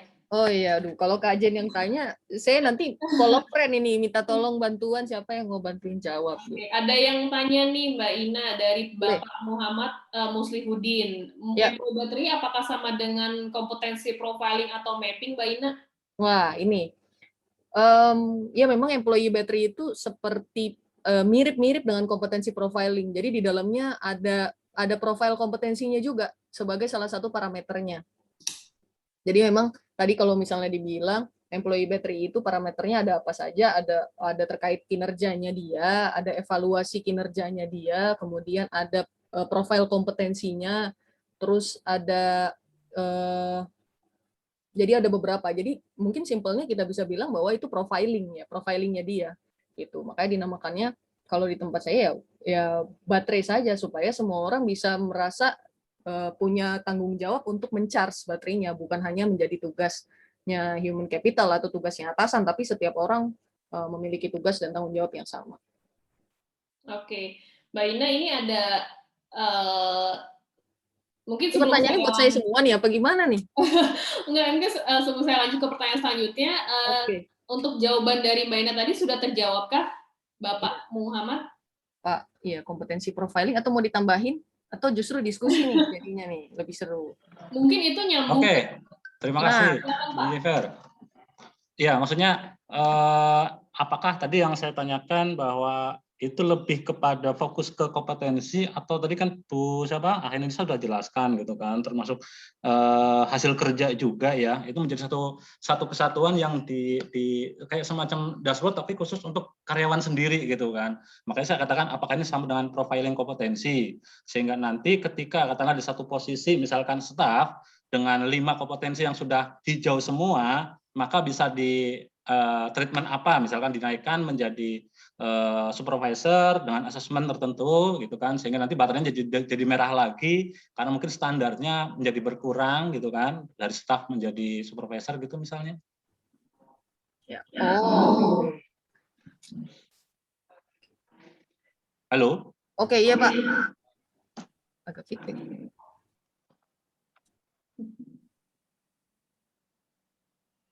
Halo Pak. Ya, bisa Oh, jelas Bu. oke, jelas. Tadi ada feedback gitu, berasa kayak saya ngomong berkali-kali ya. Oh siap, Oke sorry. Pak, siap. Itu mirip sih Pak. Jadi memang ini fitur, jujur ini fitur baru ya, baru launching Pak. Wah ini baru launching langsung saya sebutin di sini loh ini. Ya jadi memang untuk prakteknya sendiri, karena tadi kan dia dalam satu, ibaratnya satu profile yang full gitu ya, dia ada kompetensinya, ada segala macamnya. Itu di levelnya dia saat ini Pak. Berarti kan pada saat nanti dia ternyata udah hijau nih, kita lihat, kita evaluasi jalur karirnya, apakah memang sudah waktunya dipromosi dan seperti apa. Kalau misalnya dia waktunya dipromosi dan dia dipromosi ke level yang berikutnya, berarti baterainya baru lagi Pak. Karena kan targetnya jadi beda ya, gitu. Jadi dia akan penuh di level jabatan saat itu saja. Pada saat dia bergeser atau dia pindah, itu baterainya baru lagi karena target kompetensinya jadi berbeda, kemudian target performance-nya juga berbeda di level yang baru gitu. Target hard kompetensinya mungkin kalau fungsinya masih sama ya bisa jadi masih sama nih hardnya gitu. Tapi kalau ternyata dia berpindah fungsi kayak tadi misalnya di project dari engineering kemudian ke komersial, berarti si baterai hard kompetensi atau baterai KUK-nya itu recharge balik lagi ke nol. Itu kurang lebih seperti itu Pak. Iya, baik, persepsinya hampir sama lah ya. Cuman itu mungkin lebih menarik aja gitu karena baterai itu menandakan suatu indikator gitu kan. Kalau kami kan masih profiling yang manual lah, sehingga artinya harus dilihat satu-satu gitu kan dalam bentuk format Excel gitu Pak. Tidak digitalisasi seperti itu. Menarik sih Bu Ernisa. Siap, terima kasih Pak. Oke, makasih. Siap. Oke Mbak Ina, ini ada pertanyaan nih Mbak Ina tadi yang di atas gitu ya, yang tadi belum sempat terjawab gitu. Mungkin nanti kita bisa jawab berdua kali ya. Kalau training needs analysis itu caranya seperti apa? Kemudian apakah ada tools khusus yang digunakan? Kemudian cara membuat materi training agar menarik bagaimana ya gitu. Karena terkadang para trainee ini merasa jenuh dengan materinya, apalagi materinya banyak dan berat. Nah, kalau mungkin dari Mbak Ina dulu ya, kalau dari Wika gitu ya, selama ini untuk membuat materinya itu training, menggali needs-nya itu seperti apa sih dan bagaimana membuatnya lebih menarik, Mbak Ina? Oke, saya coba share kalau di Wika itu ini dengan Bu Asri ya. Iya. Nanti boleh ya Bu di open mic juga Bu, barangkali mau menambahkan atau misalnya mau mengkonfirmasi sesuatu. Nah, untuk TNA-nya sendiri sebetulnya kan metode TNA pada dasarnya mirip-mirip ya semua ya. Pak, saya menggunakan tools yang paling mudah dari mulai ADI, menggunakan ADI dari analisis, design, develop dan seterusnya sampai evaluation gitu. Nah, seperti apa sih yang digunakan dan proses TNA-nya mulainya dari mana? Yang pertama dilihat fenomenanya dulu.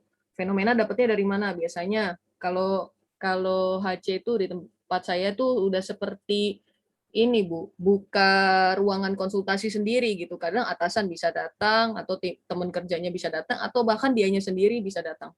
Kemudian bercerita ada masalah apa atau menemukan fenomena apa. Nah, dari situ kan kita mendata apakah memang ini terjadi pada satu individu atau terjadi pada satu fungsi, misalnya seperti itu. Terus kemudian dibuat, biasanya sih awal-awalnya menggunakan kita tambahkan dengan survei atau dengan interview ke atasannya lagi, interview rekan-rekan yang lain lagi supaya datanya lengkap. Baru nanti kita matchkan dengan program yang sudah ada. Apakah ini bisa terjawab dengan program yang sudah ada? Dan apakah memang jawaban dari permasalahannya adalah training? Karena kan bisa jadi soalnya orang berpikirnya tuh kadang semua masalah itu bisa diselesaikan dengan training gitu kan, padahal tidak nih gitu. Masalahnya seperti apa dulu, dilihat dulu, nanti kita kategorikan seperti itu. Kalau tools khusus yang digunakan sih tidak ada Bu, ini toolsnya umum aja, menggunakan survei, menggunakan interview, terus mengumpulkan data, bahkan menggunakan riset yang ada, misalnya kan dari program pelatihan juga kan ada hasil-hasilnya tuh, ada report-reportnya. Nah dari situ dikumpulkan apa sih gap-nya, kemudian yang nanti bisa kita match-kan dengan gelombang atau generasi yang berikutnya gitu, atau batch-batch berikutnya perlu improve apa gitu kan. Terus cara membuat materi training agar lebih menarik gitu. Wah, kalau ini di tempat saya tadi itu Bu, masuk di LMS itu menggunakan video. Jadi videonya juga diperankan oleh rekan-rekannya sendiri. Jadi memang pegawai langsung jadi talentnya gitu.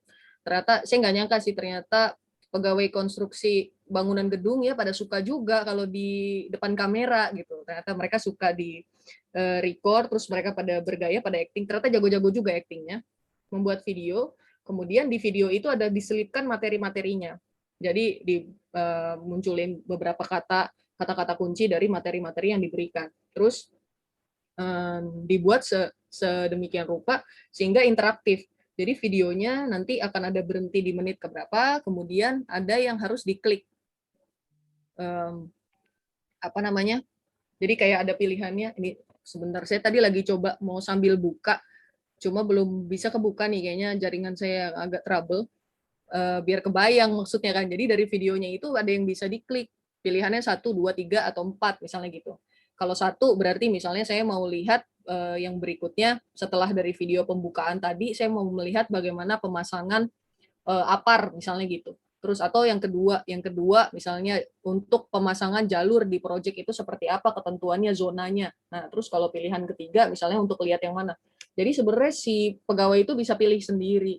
Itu salah satu contoh materinya gitu. Karena kalau presentasi ya dibikin menarik, mungkin tadi Kak Jen juga presentasinya menarik ya dengan Canva atau apa, banyak sebenarnya media-media yang bisa digunakan ya kalau sekarang ya. Bisa dengan Canva, bisa dengan Keynote gitu. PowerPoint tidak menarik, ya udah tampilkan wajah kita aja. Kayak tadi kan PowerPoint saya nggak terlalu menarik kan, tapi saya tampilin wajah saya di situ ya mungkin jadi lebih menarik kan, sih nggak tahu gitu. Nah, jadi banyak sebenarnya metode-metodenya atau materi trainingnya biar lebih menarik gimana, termasuk juga cara membawakannya. Itu juga jadi challenge tersendiri tuh. Bagaimana membawakan training, apalagi online ya sekarang gitu. Terus ya udah biar nggak kerasa kitanya ngomong sendirian gitu. Nah itu sih yang dilakukan. Salah satunya membuat video interaktif atau membuat presentasi tadi seperti presentasi atau diselipkan kuis. Nah itu tuh biasanya orang-orang itu pada seneng Bu dikasih kuisis atau Kahoot atau apapun itu bisa. Terus apalagi di ujungnya nanti ada hadiahnya ya, voucher atau GoPay atau apa, pasti langsung semuanya semangat ikut training, yakin deh. Itu.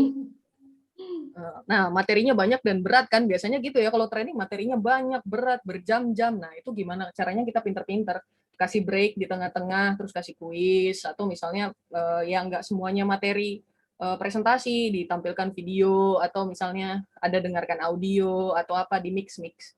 Kurang lebih seperti itu, menjawab nggak ya? Kalau di tempat saya sih itu.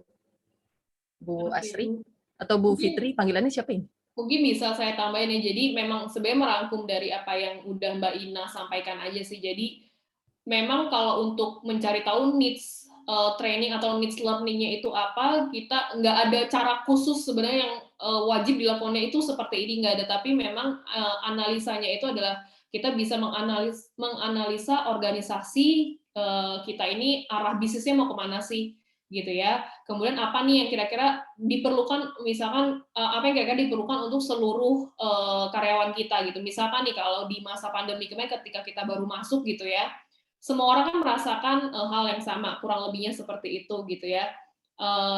Tiba-tiba semuanya ini berada di fase yang mungkin tidak nyaman untuk mereka gitu. Misalkan nih kita bisa kasih learning-nya untuk semuanya itu adalah pelatihan, misalkan pelatihan tadi digital savvy misalkan gitu ya, agar semuanya familiar dulu dengan hal digital gitu. Itu yang bisa kita berikan gitu misalkan gitu ya. Tapi kalau untuk personal needs-nya gitu ya, orang karyawan ini butuh apa, kemudian dia kurangnya apa, itu bisa dengan assessment dulu gitu yang tadi memang sudah disampaikan dengan Mbak Ina gitu ya.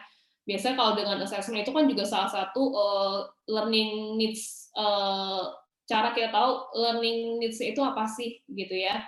Salah satu TNE-nya itu bisa dengan assessment gitu. Jadi memang beragam cara dan tidak ada tools khusus sih sebenarnya untuk bagaimana kita mencari tahu atau menganalisa learning needs-nya itu seperti apa gitu. Kemudian gimana sih caranya membuat training kita atau learning kita itu lebih menarik, ya itu yang tadi mungkin sudah sempat dijelaskan juga. Kita harus mengkombinasikan beberapa media atau mengkomunikasikan beberapa cara gitu ya untuk kita menyampaikan. Karena dulu ketika kita masih offline pun kan tidak, misalkan training 8 jam gitu ya, kan tidak dalam 8 jam itu trainernya ngomong terus gitu ya, nggak selama 8 jam itu one way aja.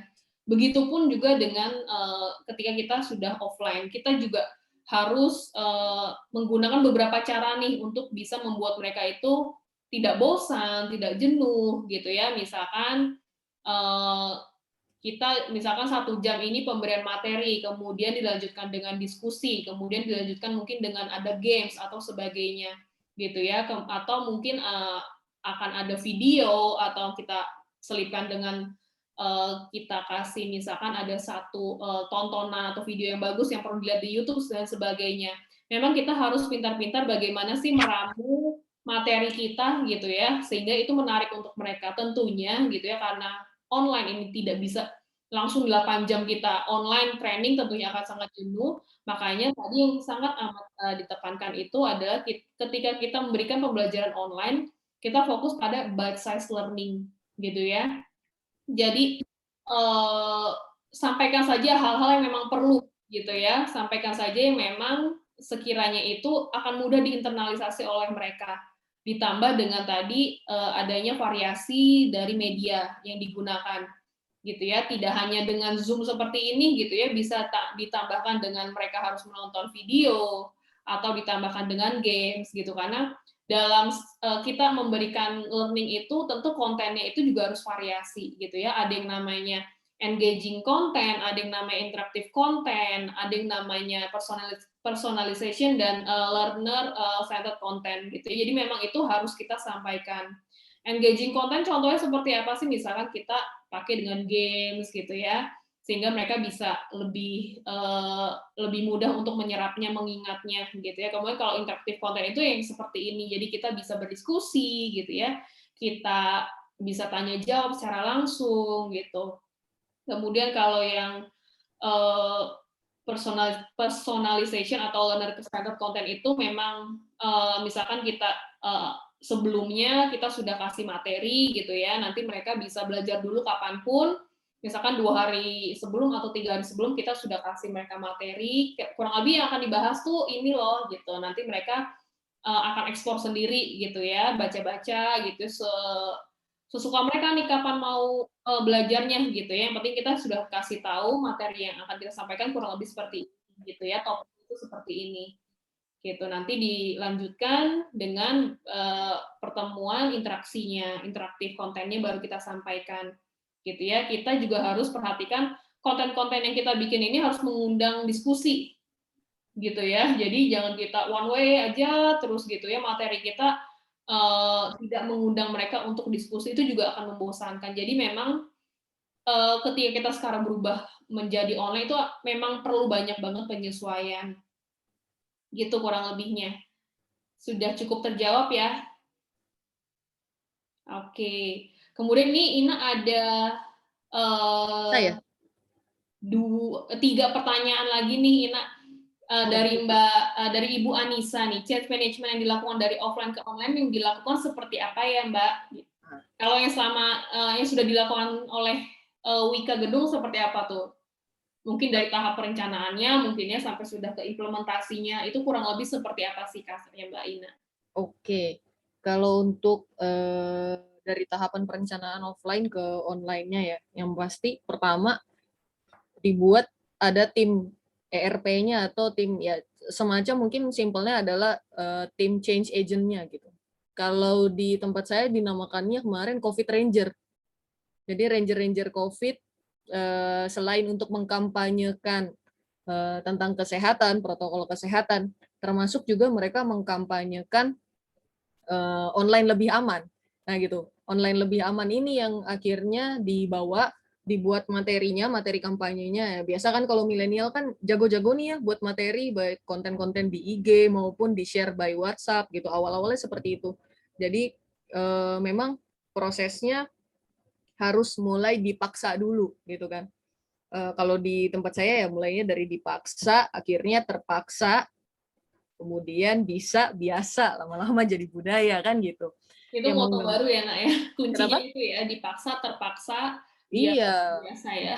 Mulainya dari dipaksa dulu gitu, dipaksa dari mulai peraturan, dibuat peraturan atau adanya juklak gitu ya, juklak new normal misalnya, semua bahwa kegiatan itu harus dilaksanakan secara online. Pelatihan tidak diperbolehkan secara offline terlebih dahulu, tapi semuanya harus online. Berarti kan sudah ada nih aturannya yang ibaratnya kotak besarnya sudah ada, sekarang bagaimana tinggal mengisinya. Nah, habis aturannya sudah ada, kemudian sosialisasinya seperti apa? Nah, kita manfaatkan COVID Ranger ini untuk mensosialisasikan dengan hashtag online lebih aman gitu. Jadi setiap ada menyampaikan informasi atau tadi tuh pada saat safety morning talk pagi-pagi itu 15 menit itu selalu diselipkan hashtag online lebih aman atau diselipkan kalimat online lebih aman gitu. Jadi orang lama-lama kan ini apa sih terus-terusan keingetan online lebih aman gitu. Nah, ya udah jadi mulai terbiasa nih yang tadinya bahkan sampai ada divisi yang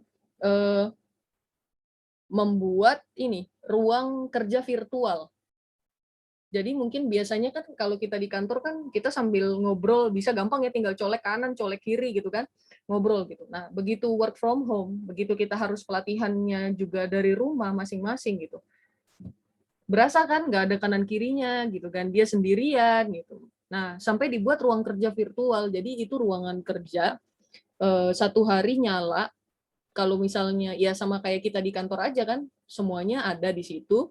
Kemudian kalau ada butuh apa-apa, tinggal langsung open mic aja, langsung panggil, Mbak Jen, kalau yang file itu tadi adanya di mana ya gitu kan. Nah, kayak ngobrol lagi di kantor aja gitu. Jadi modelannya gitu, sampai dibuat ruang virtual.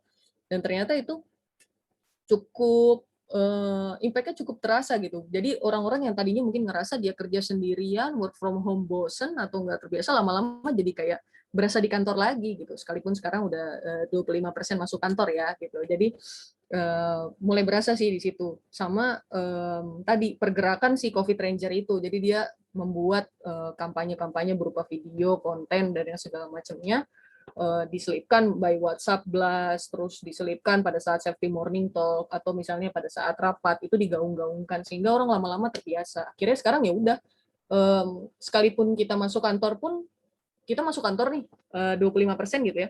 Terus ada rapatnya tetap Zoom gitu. Padahal orangnya di ujung sana sama di ujung sini aja gitu, tapi tetap kita mengutamakan online. Terus kalau pelatihan memang masih untuk pembelajaran, pengembangan, bahkan coachingnya juga online by Zoom gini, tapi one by one. Seperti itu kurang lebih. Menjawab nggak Bu Anissa? Atau Kak Jen mau nambahin?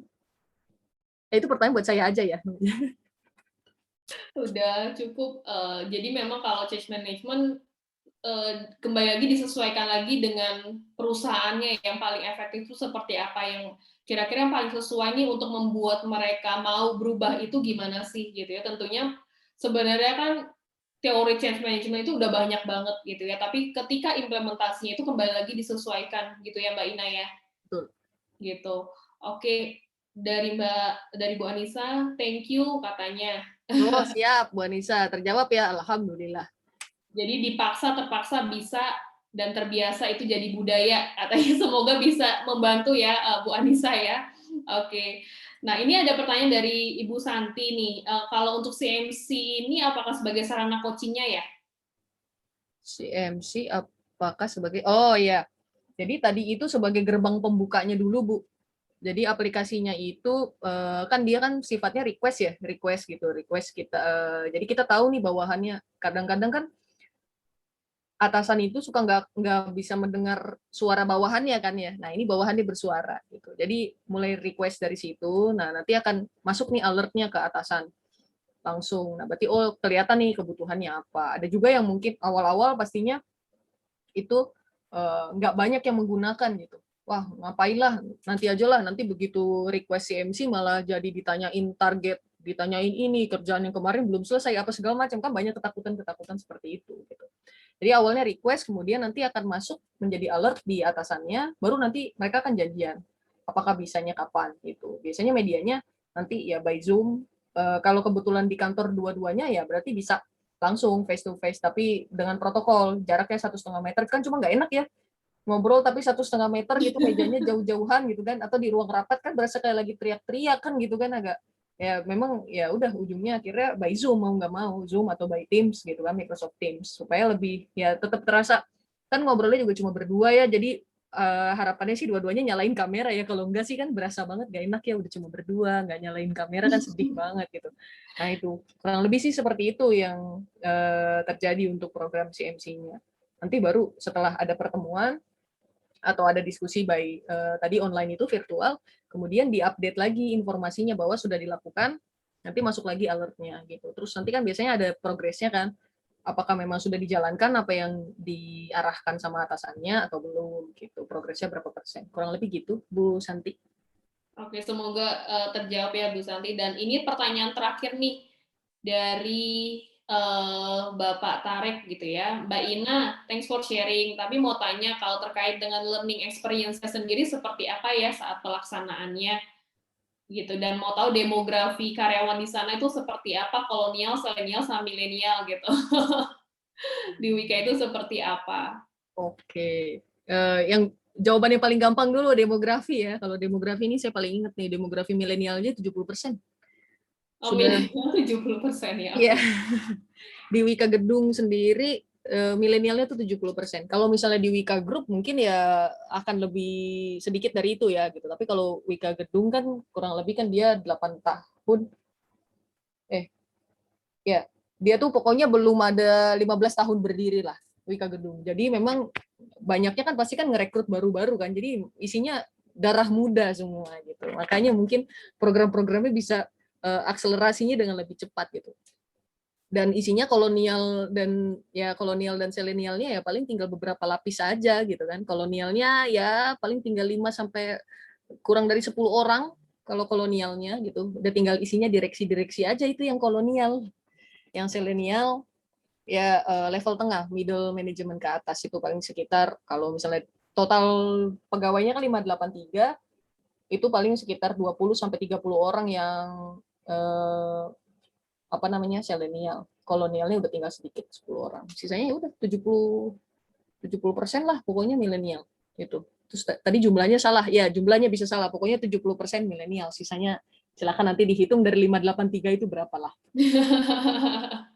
Oke, kalau untuk learning experience sendiri seperti apa Mbak saat pelaksanaannya? Nah, learning experience-nya ini cara pengujiannya yang paling gampang kan dengan debrief sama evaluasi ya. Mungkin saya bisa langsung dapatkan experience-nya mereka tuh dari situ gitu kan. Memang sih ini belum diukur secara menyeluruh gitu. Baru pada setiap kegiatan aja didapatkan learning experience-nya seperti apa ya, dari proses debriefing sama proses evaluasi. Apa sih yang mereka dapatkan dari situ, apa yang menarik atau tidaknya gitu, apa yang perlu diimprove, data-data itu yang dikumpulkan, kemudian kita modifikasi untuk proses pelaksanaan program pembelajaran dan pengembangan berikutnya. Kurang lebih sih begitu. Rata-rata sih teman-teman ya kalau kayak gitu kan jawabannya biasanya positif-positif aja gitu ya. Mereka senang-senang aja gitu, materinya menarik, bermanfaat gitu kan, nggak tahu benar apa bohong gitu kan. Tapi sih kayaknya jujur-jujur sih kalau pegawai-pegawai Wika Gedung sih kalau saya perhatiin gitu. Mereka kalau senang ya senang beneran gitu, diaplikasikan beneran. Kurang lebih gitu. Pak Tarik menjawab nggak Pak? Thank you Mbak Ina. Siap. Oke, masih ada pertanyaan lagi kah?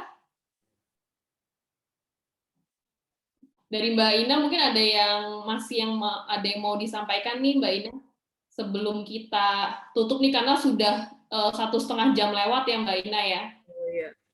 Tidak terasa ya kalau ternyata kalau berbicara tuh tahu-tahu maghrib gitu kan ya. Iya.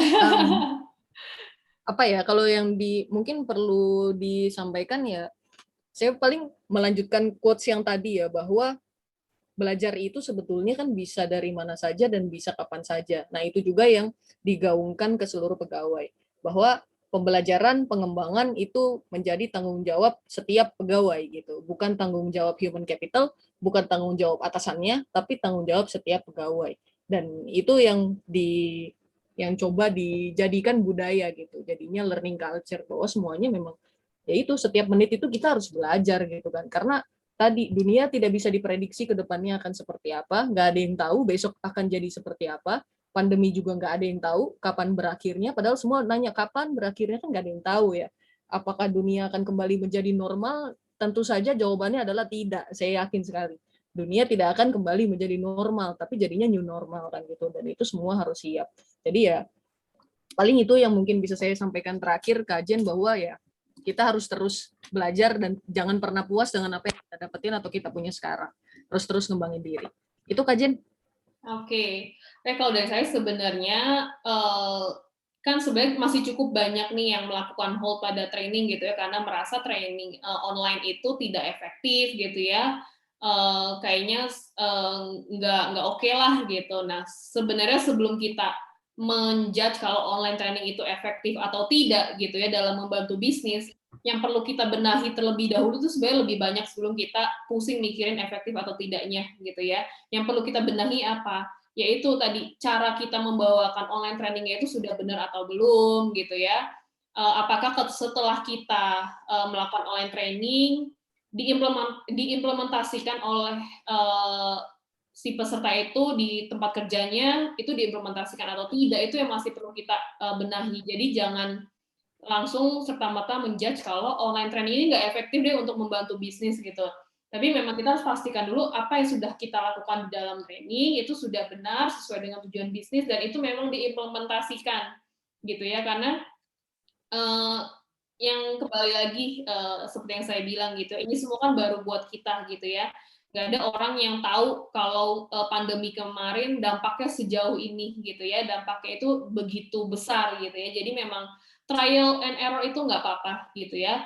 Jangan pusing mikirin ROI-nya gimana ya gitu ya, efektivitasnya gimana ya, sejauh apa sih bisa membantu bisnis, tapi mulailah dulu untuk kita bisa membenahi online training kita secara benar dan secara tepat gitu ya, yang sesuai dengan kebutuhan bisnis, sesuai dengan kebutuhan karyawan gitu. Itu dulu sih dari saya gitu. Nah, sebelum saya tutup nih, saya mau ajak Bapak Ibu gitu ya untuk belajar lagi nih gitu. Nah, First Asia sendiri masih akan ada program-program learning lainnya nih gitu ya.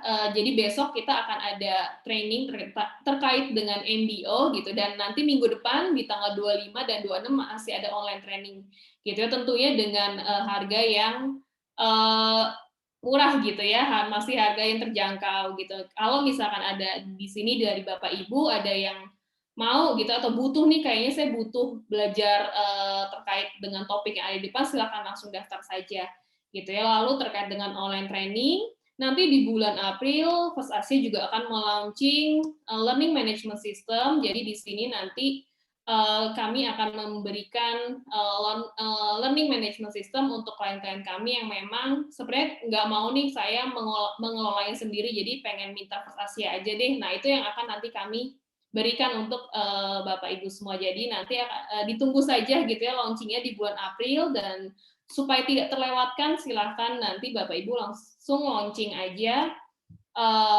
langsung follow aja IG-nya First Asia gitu ya untuk mendapatkan informasi terbaru.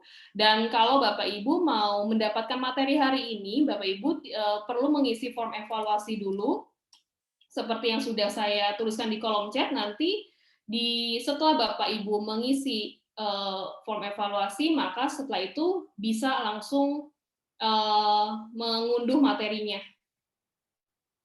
gitu ya Bapak Ibu ya. Sebentar, ini linknya masih salah gitu ya. Nanti saya akan kirimkan link yang tepatnya untuk evaluasinya.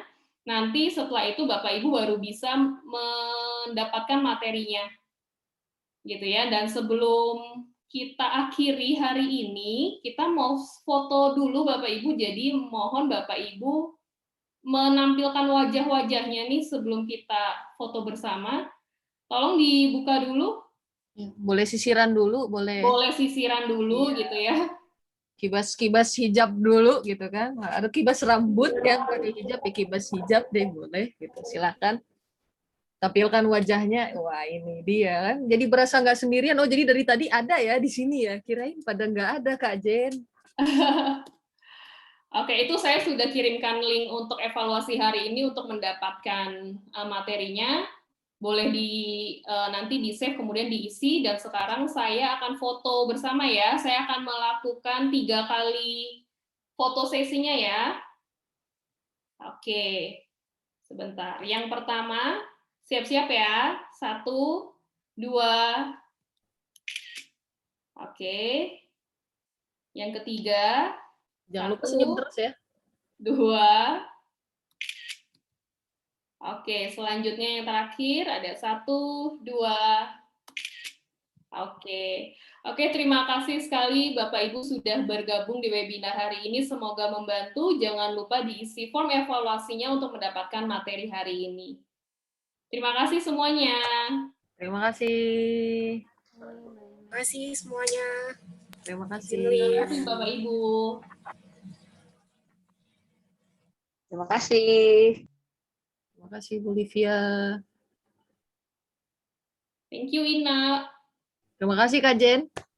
Ina, Jangan thank you. bosan-bosan ya. Jen, Terima thank kasih you Bu so Nini. much. Thank you Ibu. Sampai jumpa ya. Ya Bu. Thank you, Ina. Siap. Bye-bye. Bye. Thank you, Mbak Jen. Thank you Sani.